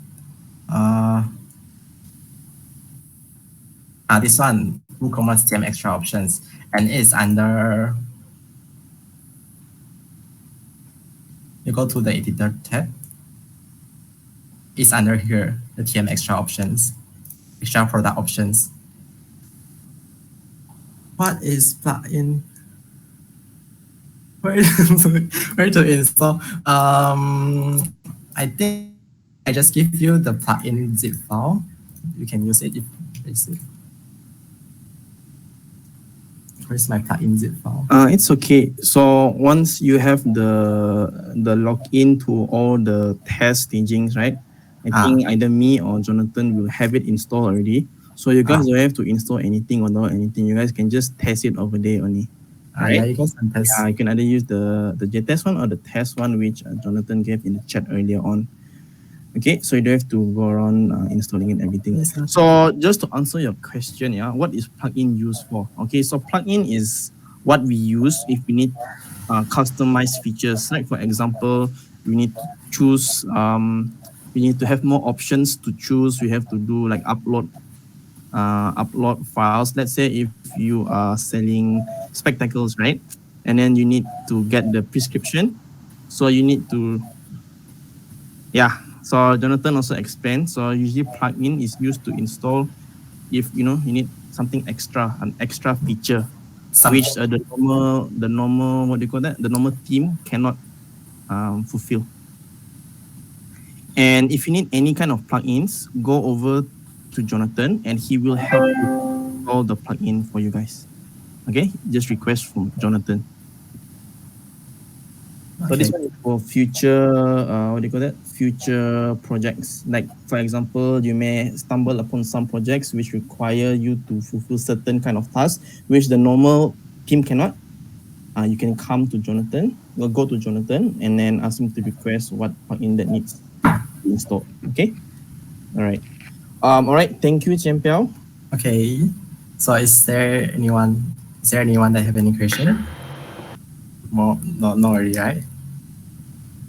Maybe I will end one. Yeah, you need to try it, then you'll know. TM extra option can only be top down. Huh? On the product page. What means top down? No, as in like when you set the TM extra options, right? Then on the product page when it shows the options will display only at the side, right? You mean this one? Yeah. You can customize layout lah. Like you can do it like 2 column here, and then you put it the whole page. Then it will become 2 column already. Qian Biao, I think what she meant was, can it also be somewhere else besides the sides, maybe at the bottom or another position? Yeah, you can change the layout. Okay. Yes, the option is for products only. Yes, correct. TM extra. Oh, okay. So, any more questions? Especially the jQuery part. I think the jQuery part no need lah, because the one quite complicated lah. Not complicated lah. If you, I mean, you need to understand. if they know jQuery, then they will know. Yeah, exactly. The backend developer interns they must know. Yep. Okay, is there any more questions? Anyone at all? Show on how to set up the code request code button for the product. So first of all, you guys have to install the plugin, which is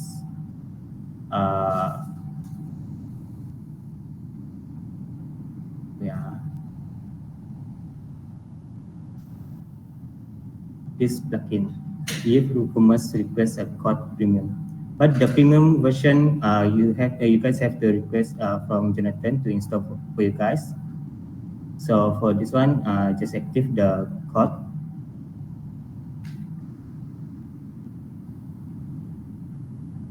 Okay. So there are 2 things plugin that you guys have to install, which are the request code and remove part button. Let me see. Yeah, this one. So these 2 plugins have to install for code product. So first thing, you guys have to set up the code first. The code setting is under if, and go find it here, the request a code.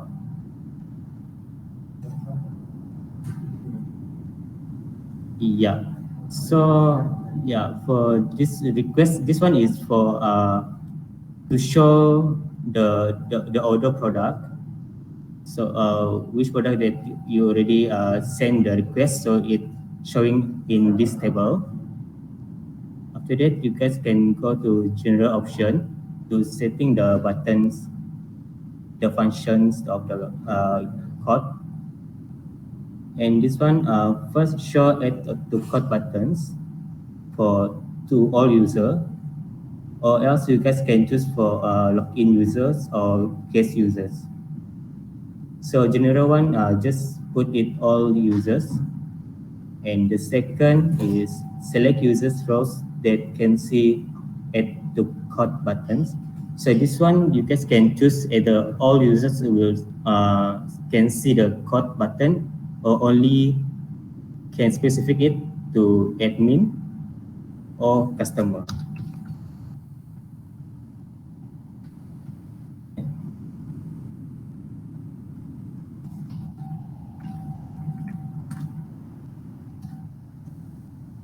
Should we have customer here?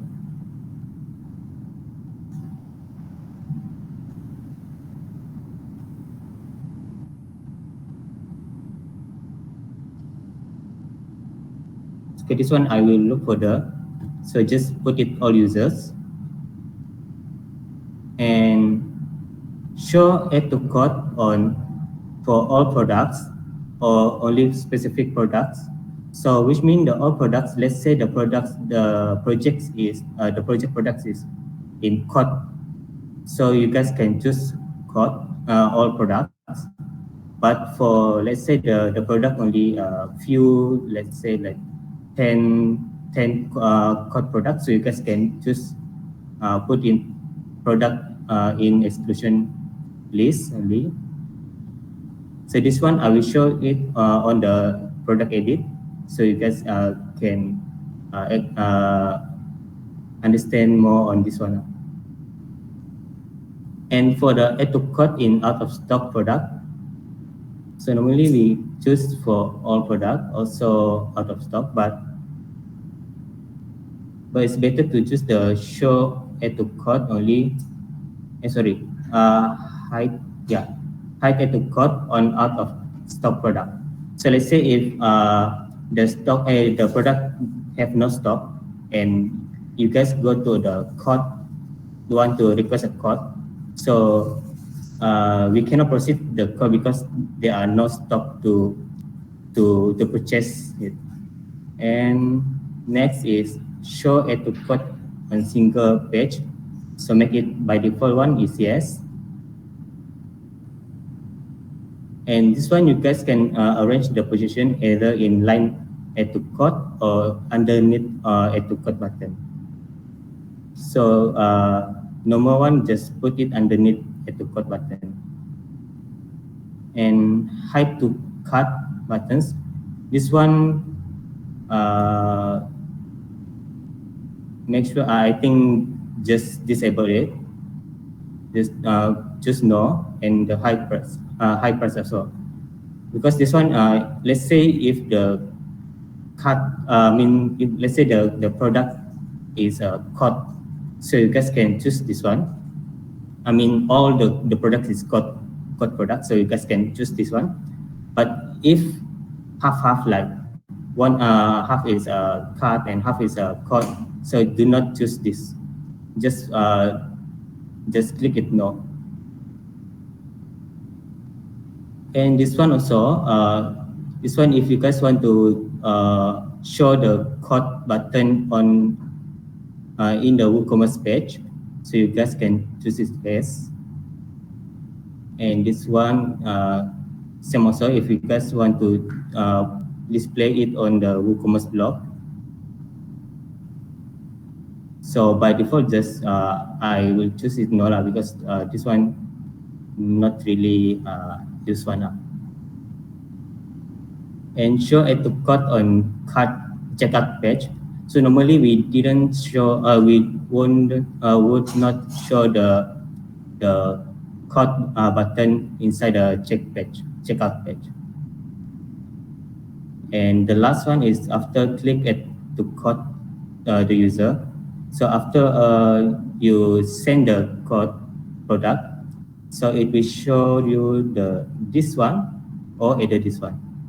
This one is they will give you the link to for user click the link and go to code page, or either this one. Once user click the code button, it will direct to the code page. After all done, so you guys can save the option. Okay, let's go to buttons label. So the buttons label is to edit the buttons of the code buttons. So this one, the first one, add to code style. So you guys can choose either buttons or can choose it text link. So I will show this one. I will show it to you guys. And add to code colors. So you guys can edit the colors as well, like the text color or the background color. Or after when hover the background, the buttons will change it. The text also can change the text color. And request a code style also same. So you guys can choose either buttons or text link. And the color, the background, the text color, so you guys can edit it. And let's say you guys want to change the button name or label, so you guys can change it here. And same goes to request a code label, so can edit it.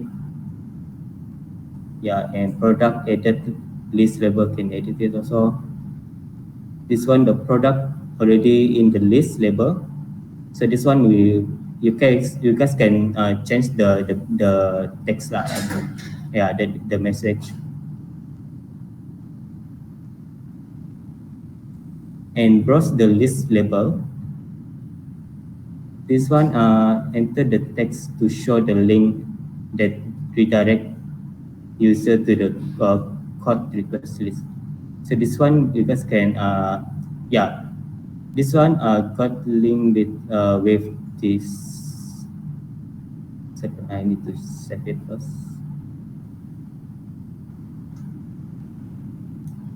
Yeah, so the browse the list means after the user click code buttons, so this label will show and the code button will hide. Okay, so this one you guys can edit or change the text as well, and loaded style just put it by default, or those you guys can put it upload a custom loader. So let's say you guys want to custom load this one. This one I'm not sure how, but I will. This one I just make it default and enable AJAX also. You guys no need to put it yes. And save option. Okay, so far you guys any question on the general option?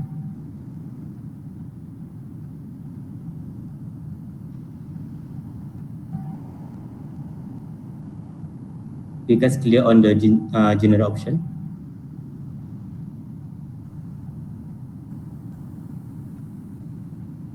So if clear, I proceed to the request code page.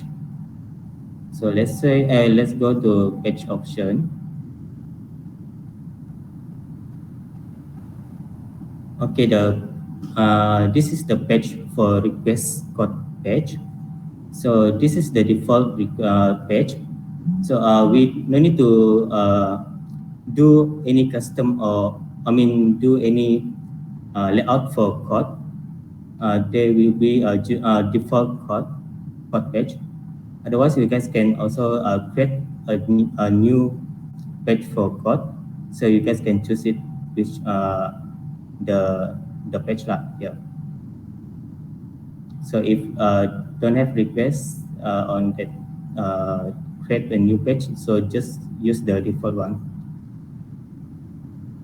And yeah, and the page layout. So for this one, you guys can custom the position, like you guys want to side by side, which is a product list on the left side and form on the right side. But normal one is product list above, or and form is on the below one. And show form even with empty list. So let's say you guys want to show the form, even though you guys don't have the product, the core product there. So you guys can just click yes to show the form.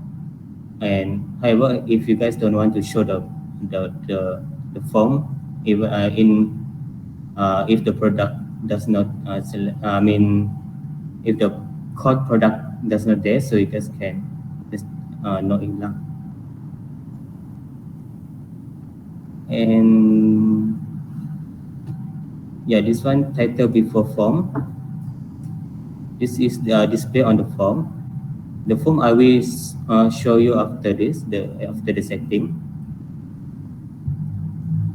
And in the product table show, you guys can choose what is to show on the tables. Let's say you want to show the image, the prices, but normally for code is for zero price. So this one no need to tick because it is zero price.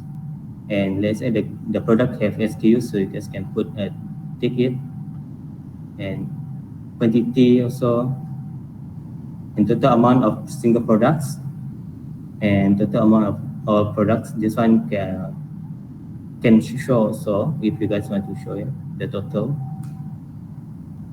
But by default one is no need to show. And show return to shop buttons.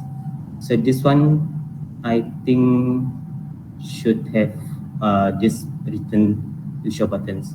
But if you guys want to don't want to show it, also can. And you guys can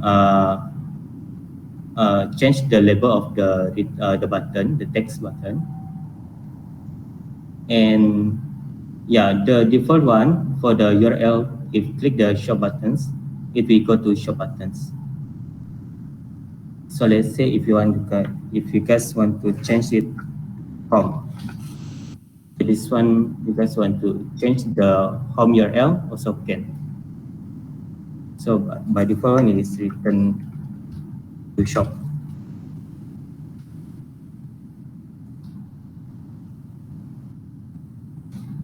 Okay.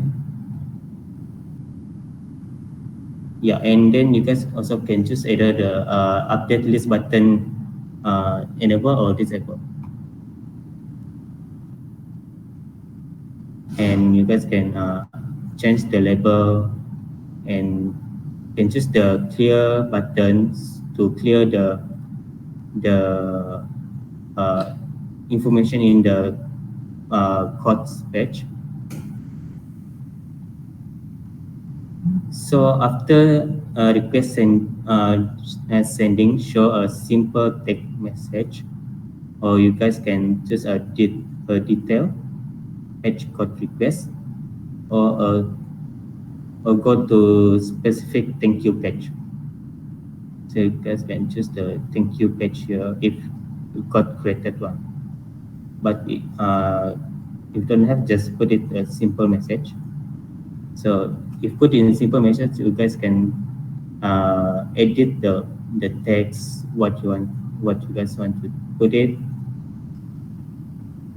And so return to shop label after request sending.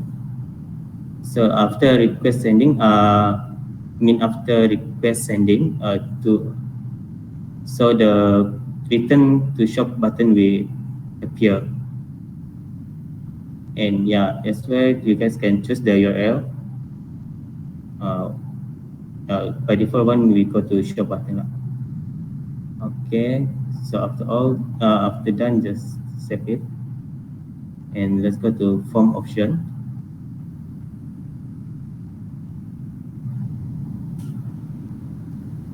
So the form option just choose the default one.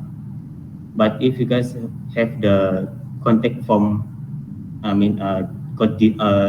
on design, so you guys can choose the form from here, which one. But if you don't have, just use the default. And you guys can add the field. This one is the default field. So let's say don't want the last name, so can delete it or edit it as well. And you guys can add the field also if let's say I want to put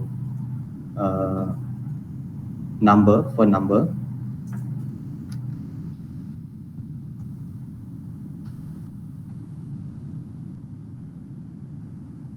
And the class just empty and label.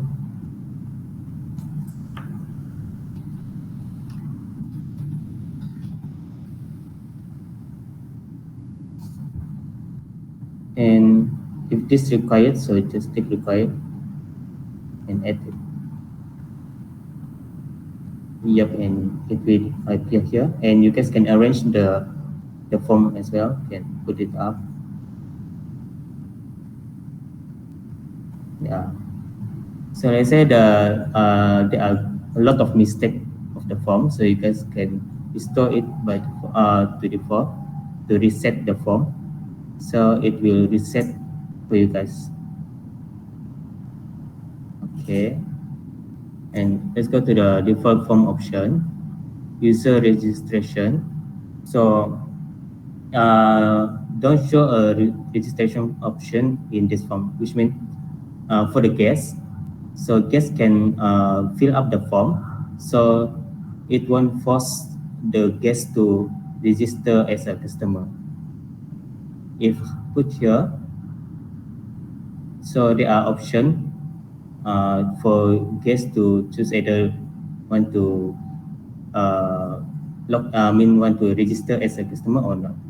If put force, so once the user once a guest send the request, so they need to register as a customer.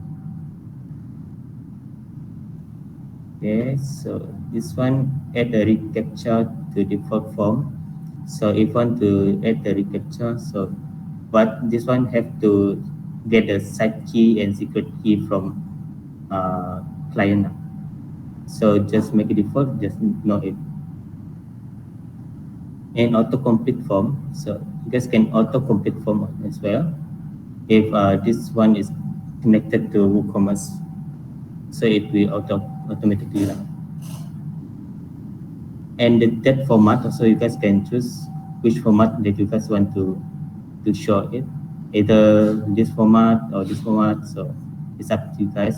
Or you guys can custom also, maybe like month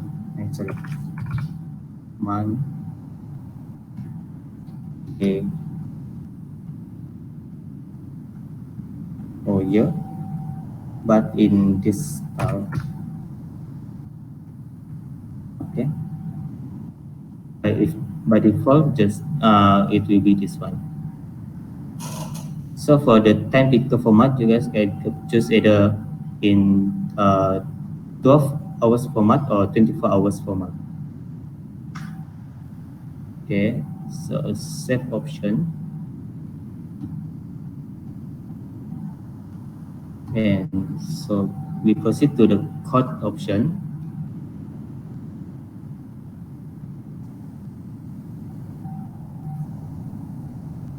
Yep, so the code one,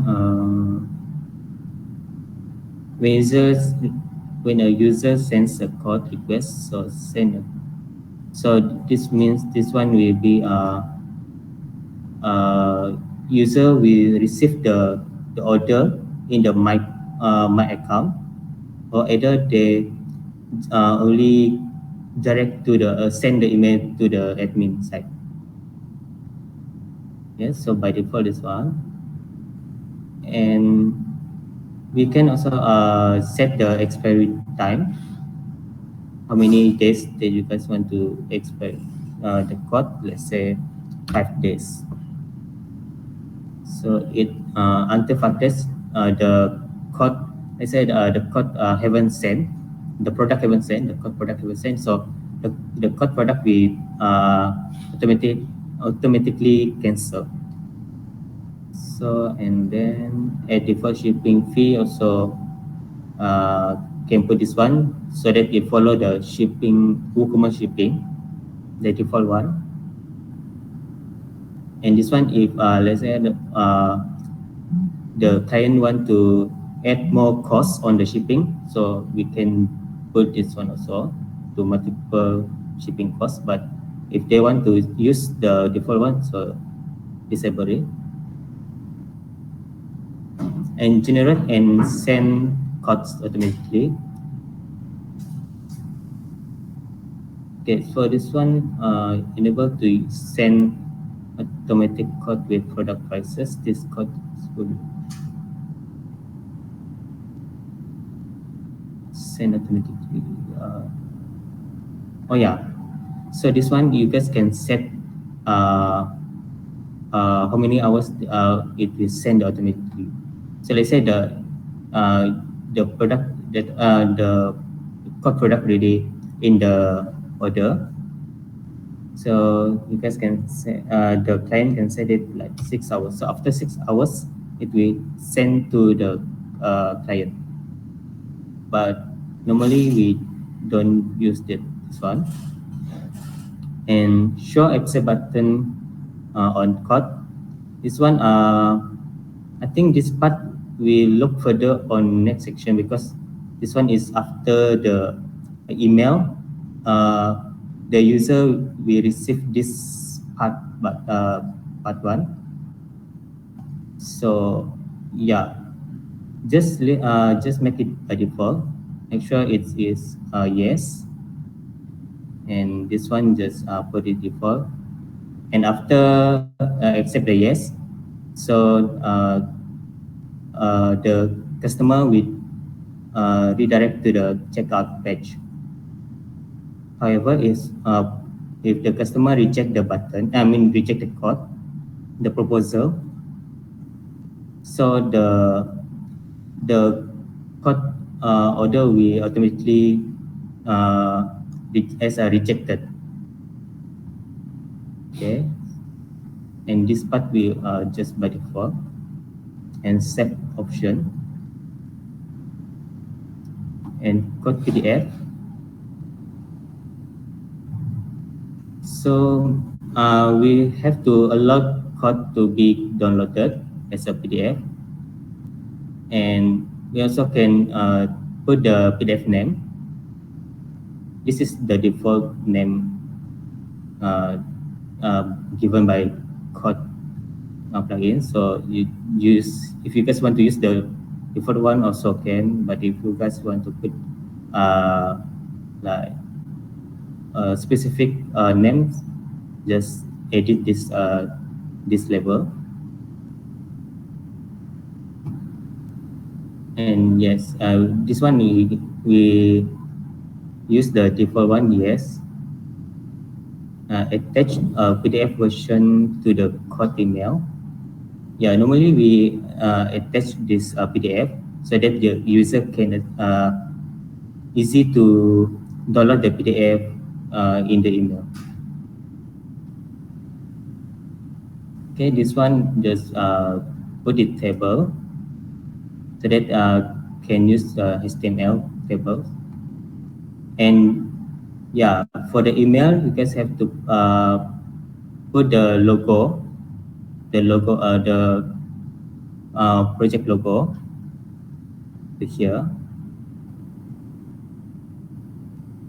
and sender. Yeah, so this one will be sender text. You guys can do some text like any text over here.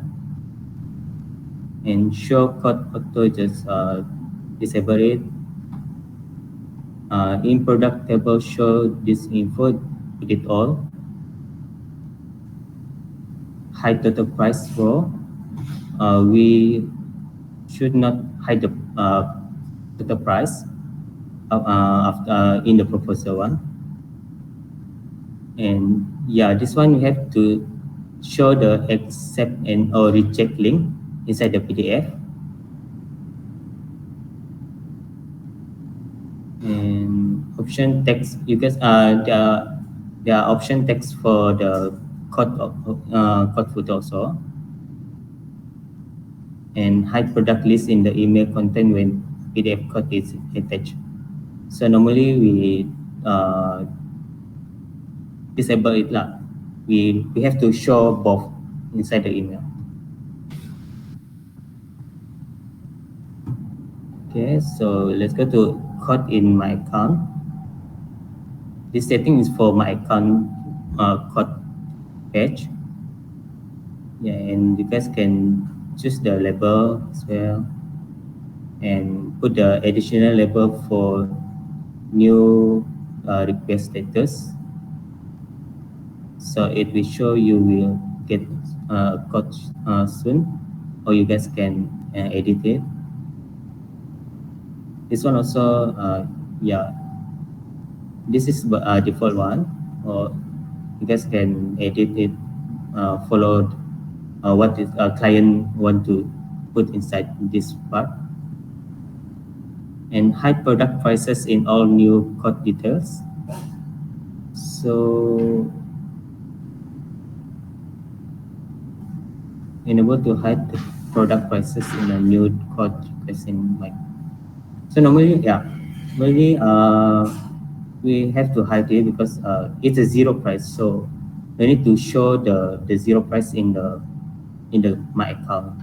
So we have to hide the zero price and can make a reorder button also. Let's say customer can able to reorder the product. So, but if the one, just put it no. And go to code payment. So for this part, is for the payment one. So I think it's better to use by default that setting under the WooCommerce. So redirect user pay for code page. I think I need put this with Jonathan. This part will explained by Jonathan later. Okay, so go to, after all done, just save option. Let's go to exclusion list. So the exclusion list, if you choose the product that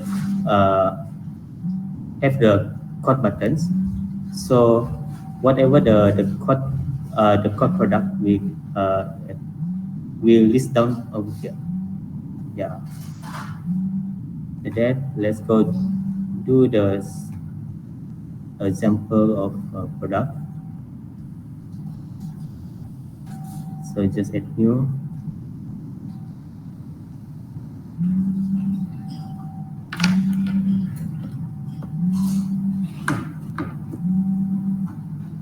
And this one, code simple product. So this one is for simple product.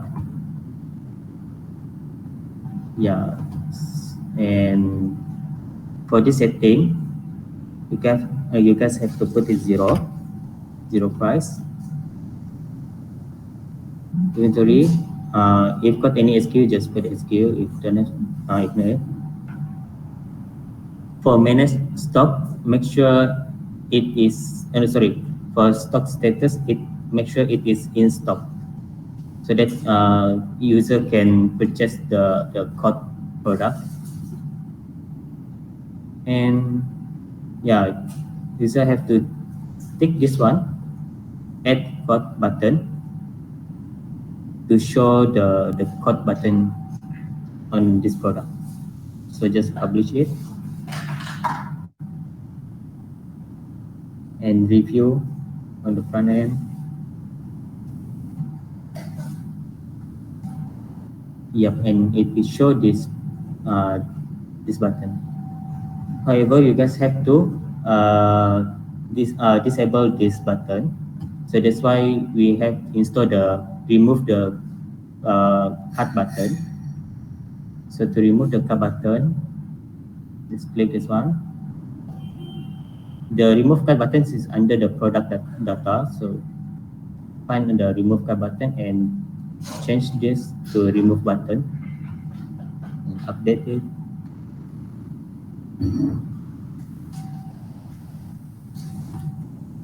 And refresh. Yep.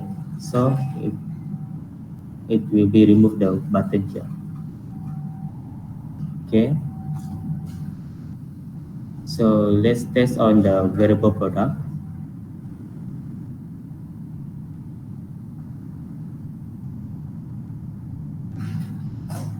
Add new and wearable hot wearable hot. And choose the data to wearable also wearable product.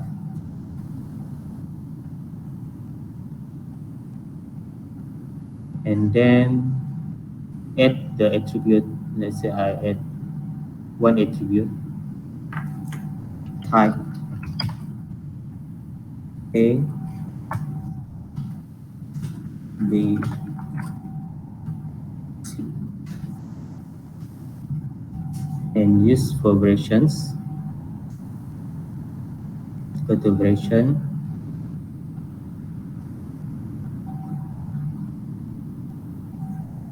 You guys can choose either the creation version for all products automatically or add versions. So let's say the price is same, all same.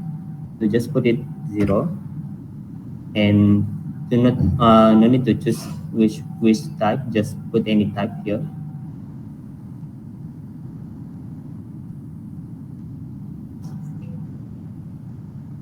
After that, same also. This one have to remove the button and put the add to cart buttons. So just check this one and publish.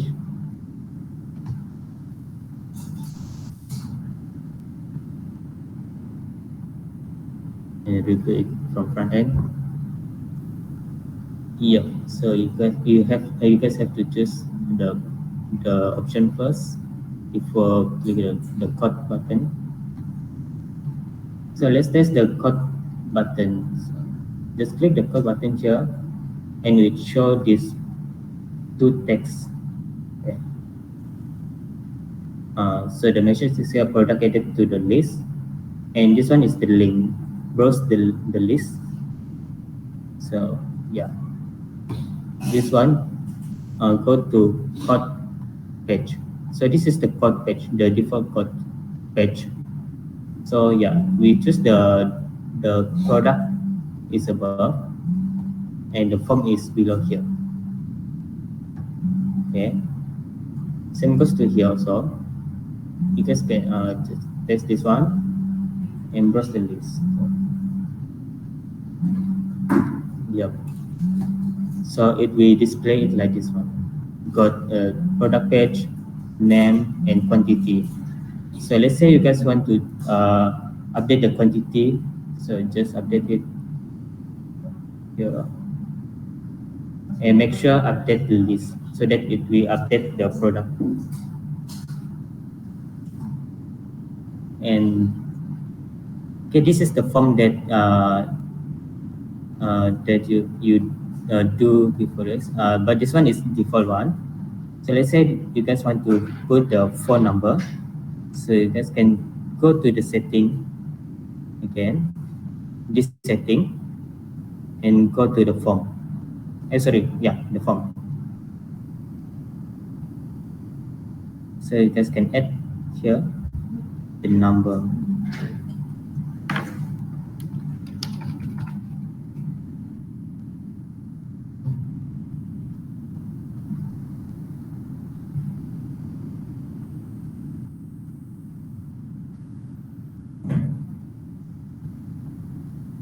Okay, so set option.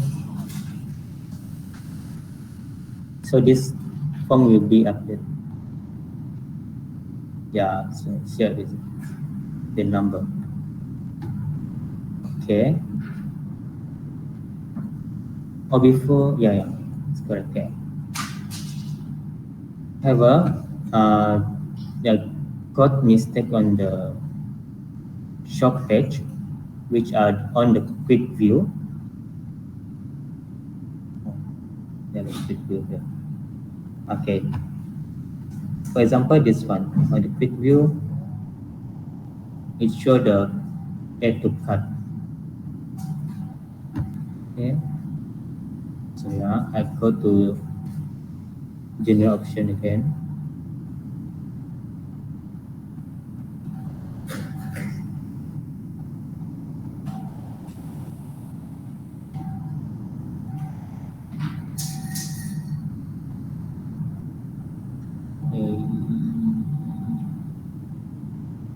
This the product.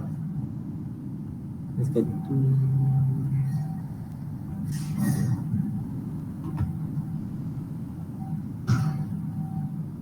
okay.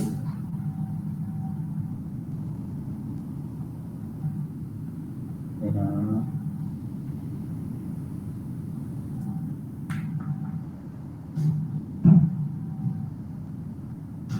oh, sorry, yeah, I forgot. This product already in the list, so that's why I don't have the button. Yeah.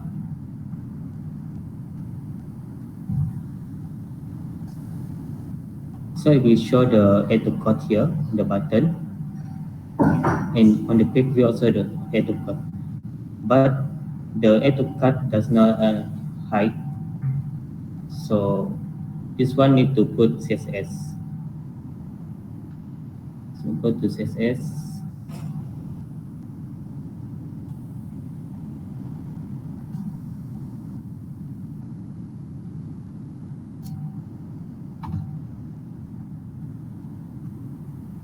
Add the CSS here.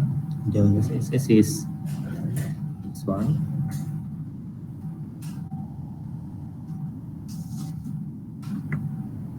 And publish.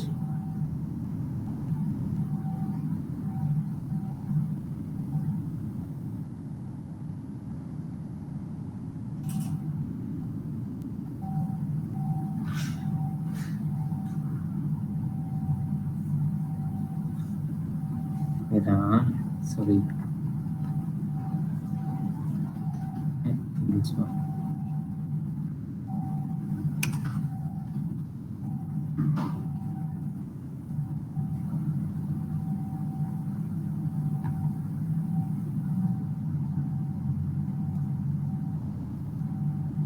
The quick quick view does not affected with on the remove the code plugin. So this one have to do manually. And take the class, the form, class form.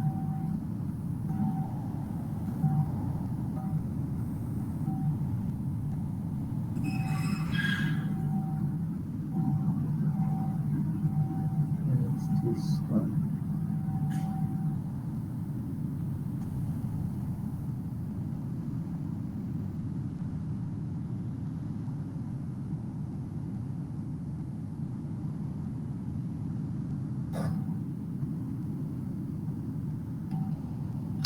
So we display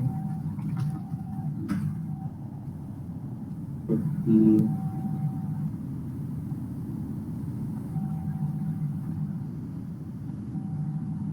okay, for this one I will look further on the CSS again. Yep. So for you guys know the remove cut button plugin does not affect it on the quick view, and same goes on the variable product, code variable product also.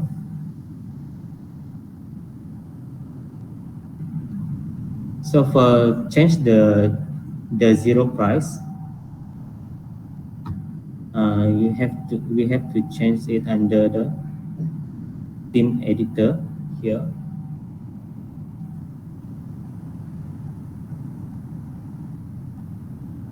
And theme function, so let's some char and put it theme function.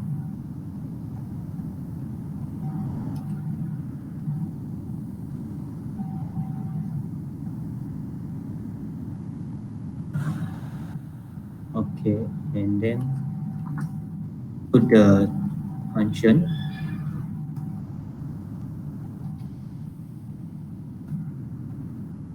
and update it.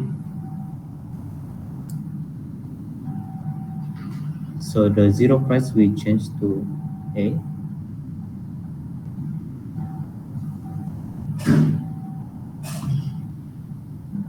Zero price.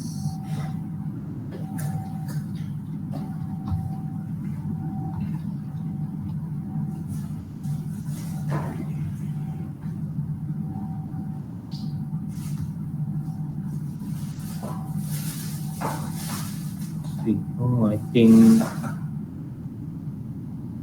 sorry,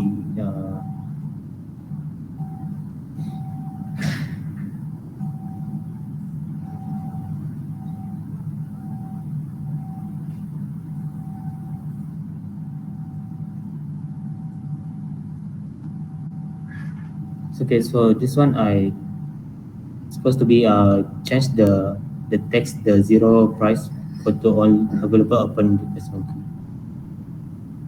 Okay, and then let's go to the form again.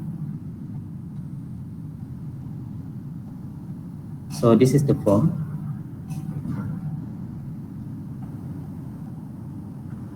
Let's make the form in default one.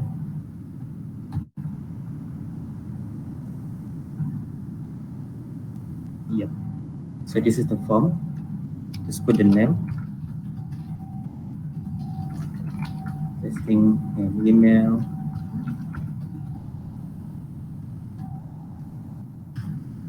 And the message here. Let's say just put $60 and send request. Yep. After send request, this will be showing. So yep, and just click return to shop. So after the send the form, the client will receive the form inside the WooCommerce orders here.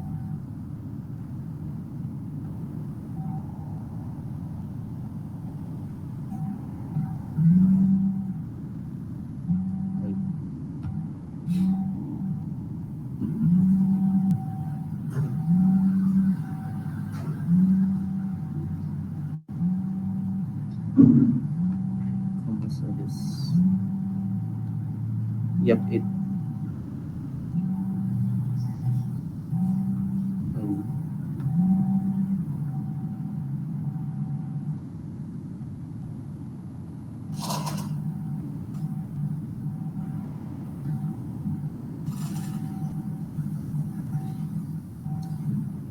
Let's do one again. Okay, close the list. Put the name and email. Oh, sorry. I think I need to check on setting.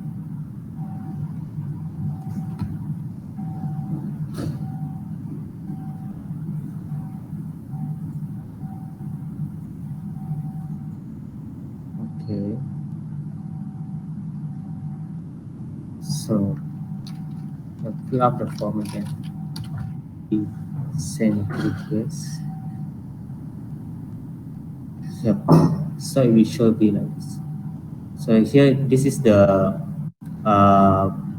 order ID, and the code order we send under the orders. Yep. So it will show it here.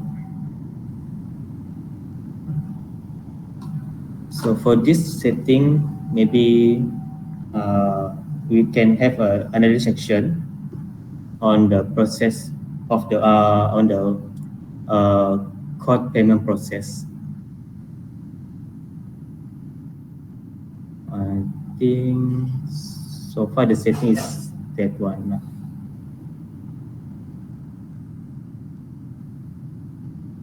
Yep. Okay, I think that's all for me. Is there any question?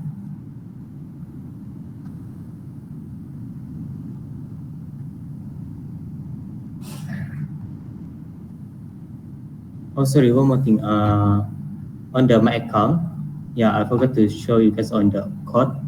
So it will be displayed like this. So this is your, customer orders.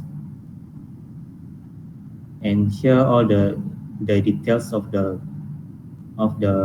product with the product ID. Yep. And the message, this message is by default one, and the customer ID will show, the customer detail will show here. Yep. Okay, I think that's all for me. Okay. Oh, Sharon has a question.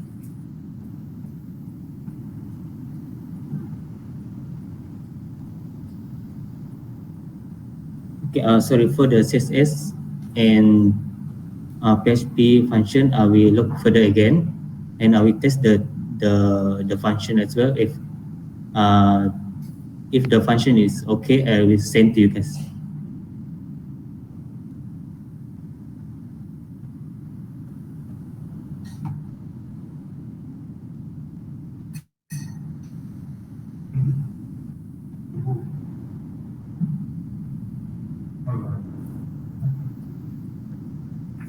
Okay, guys. Any questions so far, especially for the new interns?